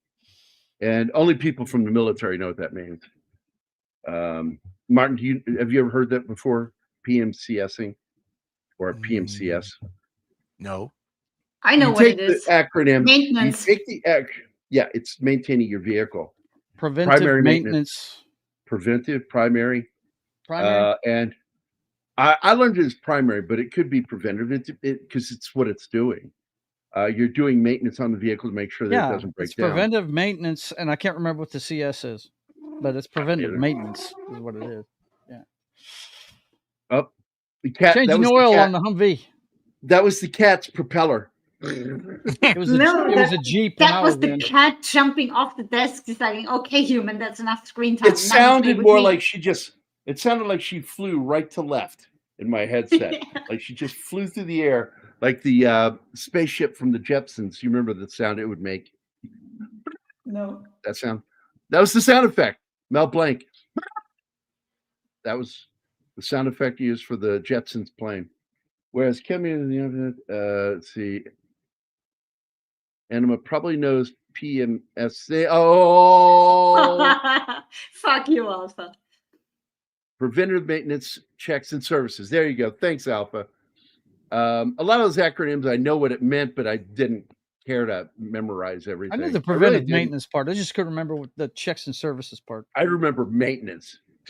And I loved it. Our unit was the first unit to get the Humvees. That was Reserve National Guard. Our unit was the first. We were using Jeeps. I was on tarmac doing this. We had 4 of the vehicles out there, and we're going one by one for our unit. And we were on the first one, and this officer goes walking by, and I happened to see him, and I looked from under the hood. I said, "Good morning, Lieutenant." And he walked 3 or 4 steps and turned around, about face, came back at me. And I looked up at him as he's coming at me. He says, "Do you have a problem with rank, soldier?" And I realized I have no rank on me. Oops. And I grab what are the cheesecloth stuff to wipe the oil off my hands.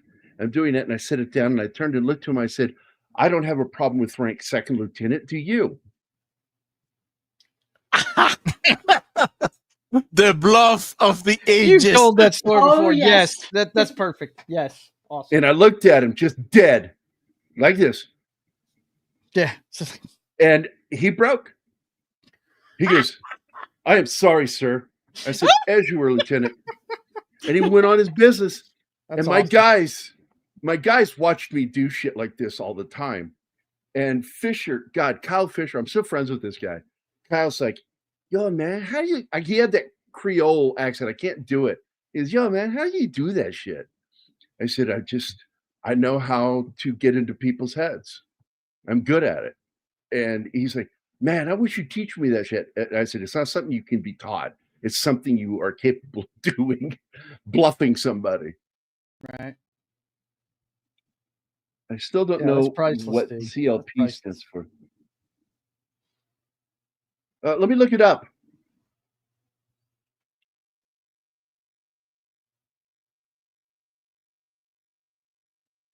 CLP Army acronym. In context to the use of U.S. Army, CLP most commonly stands for cleaner, lubricant, and preservative. A multifunction product used to maintain the functionality. One of the things I loved, and I can't remember what this shit was called. Alpha, you might know, because we weren't armor, but we got a hold of that. It's like rhino liner. And we would tape off an area on a footwell on the vehicles, and we would spray this stuff on like rhino liner. And it's non-slip. So that way you can climb up in your vehicle and not worry about slipping, because that shit had like grab your boots, man. Wet or not, it would grab your boots. I love that shit. But it was like rhino liner, and I can't remember what that stuff was called in the Army. Gary, I love you, man, but I gotta go. I got a show in 20 minutes, so I gotta get this thing set up. Okay, have fun stripping, because I know that's what you do. You know, baby. You know. Thanks for joining us. Me and Chris Farley tried out with Swayze back in the day. You know. Tinder, is that it? Tinder. Tinder. It's the one with all the gay stuff. Yeah, whatever. I've been told I should go there. All right, boys and girls, be good. We'll see you later. Bye, Joe. Take Have care. a good one. Bye. Yeah. And thanks for hanging out with us, man. For sure, Yeah, man. thanks for joining. Always fun to have you. Check us on the mail. Yeah, I knew that. You wish. Well, it's more than French, Gambit. There is this southern drawl mixed in with it, and it's one that confounds me when I hear it. And Kyle Fisher had that. I remember my nickname for him was Fish. I go, "Yo, Fish," and he walked up to me. He goes, "Yo, man, can you do me a favor?" I'm like, "Yeah, what?" He goes, "Just call me Fish. Don't call me Fish. I don't like that." I said, "Well, it's good enough for my brother and 2 sisters. You don't like that?" And he looked at me and went, "Oh shit," and I went, "I'm good. Don't worry, man. I won't call you it anymore." But it is Sandra, the last name of 3 of my at least siblings. spell it correctly if you want that. I can't get to it. So if somebody plays it, it'll have to be Martine or Anima. Nope. Let me try. There is no try. Do or do not. Okay. Well, StreamYard decides that, not me. So, I know. okay, here we go. I'm so lonely, so lonely, so lonely inside real Rome. There By you the go. way, the thumbnails I make, I love making the thumbnails for these shows and shit, man. I really do.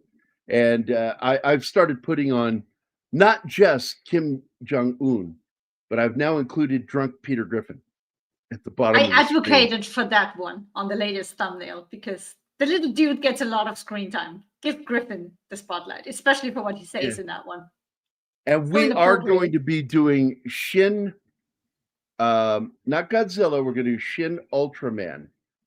And it was one of my favorite shows, and I loved that freaking movie. It I won't got let me add it introduced that to way. that today. So let me see if it'll let me show the image this way. We're also going to be doing Lawrence of Arabia soon, The Godfather. We're going to do the original Naked Gun, and we're going to do a little film called Gross Point Blank. It's one of the last 2 good films by Cusack. And believe it or not, I know they're classics and I've never seen them. And there it is. Just so you can see it, because I've not done the show yet. That's the thumbnail. And the gag on that one is everyone looks Asian to me when I drink. And I think it's just inappropriate enough for us. Because we say fucked up shit all the time. Especially me. Oh, I'm pretty good at that too, I think. I love that movie, and apparently you do too. I enjoyed that movie. I had problems with Shin Godzilla. A lot of problems with that movie. And I was worried when I heard he was going to do Shin Ultraman. But I ended up watching it. I had one problem with that whole movie was the scene of the girl being turned into a giant, walking over people and people video recording underneath her giant skirt. I was like, it's not cool, man. That's because you're not Japanese. I don't like people doing that shit. I think that's dirty. But they do it in the movie, and it really ends up causing the alien to be more empathetic towards humans in it. So I love the movie, though. And I got to tell you that what he decided to do instead of having people in costumes is to do motion capture. And it fucking works. I fucking love what he did. That is a beautiful fucking movie. And they're still talking about a sequel because the movie ends the way the TV series ended. The first one only had 1 season, 39 episodes. Back when they did around 32 episodes a season, they did 39 for Ultraman. Wait. Let me see if I remember correctly. I think the original, well, not the original because Ultraman was the fourth series in a row, but Second. What's the second? No, the first one was Ultra Q. Ultra Q. Then was Ultra 7 No, 7 came after Ultraman. 7 came after. And Spectruman. A year later, after Ultraman. And Spectruman? Later. Okay. Yeah. Ultraman was their first attempt, and behind the scenes, what a lot of people don't know is that Toho was a massive aid to them getting this done. In the first episode, the Ultraman costume was rough. The face sculpt was rough. You could tell they were on a minimum budget. Unpolished. They had no money. No. Yeah, not polished. It was really bad. But by mid-season, they had fixed a lot of stuff. And the show got better from the halfway point on. And I love the plots of the story. It is a kid show, and you need to watch it in the original Japanese. If you watch the American ones, the use of the word monster is so fucking annoying. No, kaiju is way more cool. What do you mean? There's a monster? We must go. There's a monster. And it would say it one scene. It would be like multiple uses of the word monster. And it sounds so goofy. Kaiju does not sound goofy. It sounds cool. And we watched the Japanese versions of the first and last episode. And I envy you. I have only watched the dubbed versions in Spanish, and of course they say monster. Well, they say monster, but it's the same thing. Now, the thing is, what I wanted to ask you, before you interrupt me, I think in the last episode, Ultraman gets Wait a almost minute, you fatally wounded. interjected into my conversation, mister. Because I wanted to ask you, Go ahead. if I remember correctly, Ultraman was almost fatally wounded, and the Ultra Corps get to Earth, put him on a stasis field, and they leave us with Ultra 7. Is that the end of the show? No, Ultra 7 doesn't appear in the last episode. The last episode of the show ends with him being injured for real. And so another member of his society from M78, the planet, comes down and pulls him into an orb and tells him he needs to go back if he wants to survive. And he says, but I am bonded with a human who I killed. He says, well, he would understand. And he goes, no, these creatures don't have long lifespans. I'm over 2,000 years old. 20,000, Gary. Or 20,000? I thought it was 2,000. 20,000 years. I lived 20,000 years. These creatures live only a short life. And he was young. And so the elder agrees with him. So he ends up giving him his life back. And Hayata. It's a Deus Ex Machina thing, though, that he says, okay, I brought 2 lives. So I'll separate you. That's like, so he separates him, letting Hayata survive, and then he takes Ultraman and leaves, and it ends with it. That's it. He's leaving, but the captain, or as they say, Kappa, the way they yelled it was really funny. Kappa. So the captain says he will, one day he'll return, and he's the one who gives you that line of hope. But that's over. That series over. The next series was 7, and 7 was just one season, and it ends a much darker, more serious series, more heavy science fiction about real issues like ethics, morals, life and death. Very serious show, written more for adults. And then they did Return of Ultraman. And this time it's the same Ultraman, but this time they don't even talk about the previous story. He ends up working with a teacher, and the teacher has the power. And he's sort of called, I can't remember if, I think he still uses the hand thing. I haven't seen the whole thing in a long time. I need to get back and watch that because I was a fan of the first series and I like 7. And I've been watching some of the newer ones that I'm really getting into, but good God, it is clear the stuff after 2000 is geared towards playing the game, the card game. Because you got this one where he's got multiple powers and he's got a coin holder on his wrist that he puts different coins in and then closes it. And that's clearly a gaming thing. And I'm like, oh my God, this is incredible. And then if you go to the official Ultraman website, look at all the gaming and shit they sell there. This is a multi-billion-dollar company putting out really fun stuff. I love all the stuff they're doing. And they are trying to make another Shin Ultraman. And I'm hoping that they'll follow the premise of the Return of Ultraman. The whole premise with the teacher and all that. What I really found funny about the original series, when it ends and Hayata comes back and he has no memory after what happened after that crash with Ultraman. So he's been going back and forth between being himself and being Ultraman for 39 episodes, but he has no memory of any of it. That was funny. Yeah, better for him. Oh yeah, don't watch the American dub version. Oh no. And it was made for all the English-speaking audiences. From no, it was made for you when you listen to it when you're asleep. Let's wrap. Oh, yeah. I need to go. Let's 80, wrap, please. Was it Ultraman 80? I thought the teacher was Return. Maybe we should just jump out, Martin, so he can continue on his own. I don't think Gary would notice that he's alone. Probably not. Oh man! But yeah, did that happen? Please.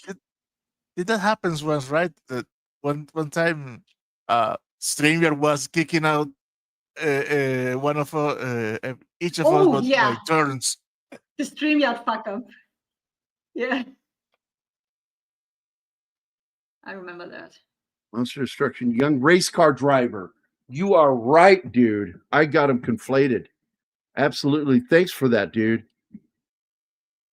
That's the race car driver in Return of Ultraman.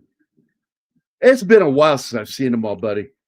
Yeah, the English dubs are fun. I mean, they're just fucking ridiculous. I love the comedic character. I forget his name.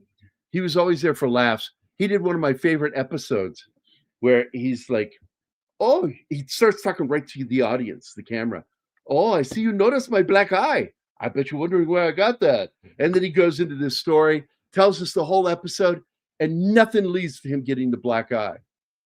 And then at the very end, he goes, oh, the black eye. I fell out of my bed. Speaking of bed, I really want to fall into mine. Oh, Yeah, they're the best ones to watch, buddy. I wholly agree with you. I hate the English dubs. I like subtitles. A lot of times I will watch it first without subs, and then I'll go back and watch it a second time with the subs. I want to see what's going on. But I'm gonna have to tell you this. I do not know that Japanese language you're talking about, but okay. You don't like it, right? Oh, Japanese. Let's wrap. I need to go. It's for real. What? Okay. You are terrible at ending the show. I couldn't hear you. I'm serious. It broke up. What did you say? Bye, everybody.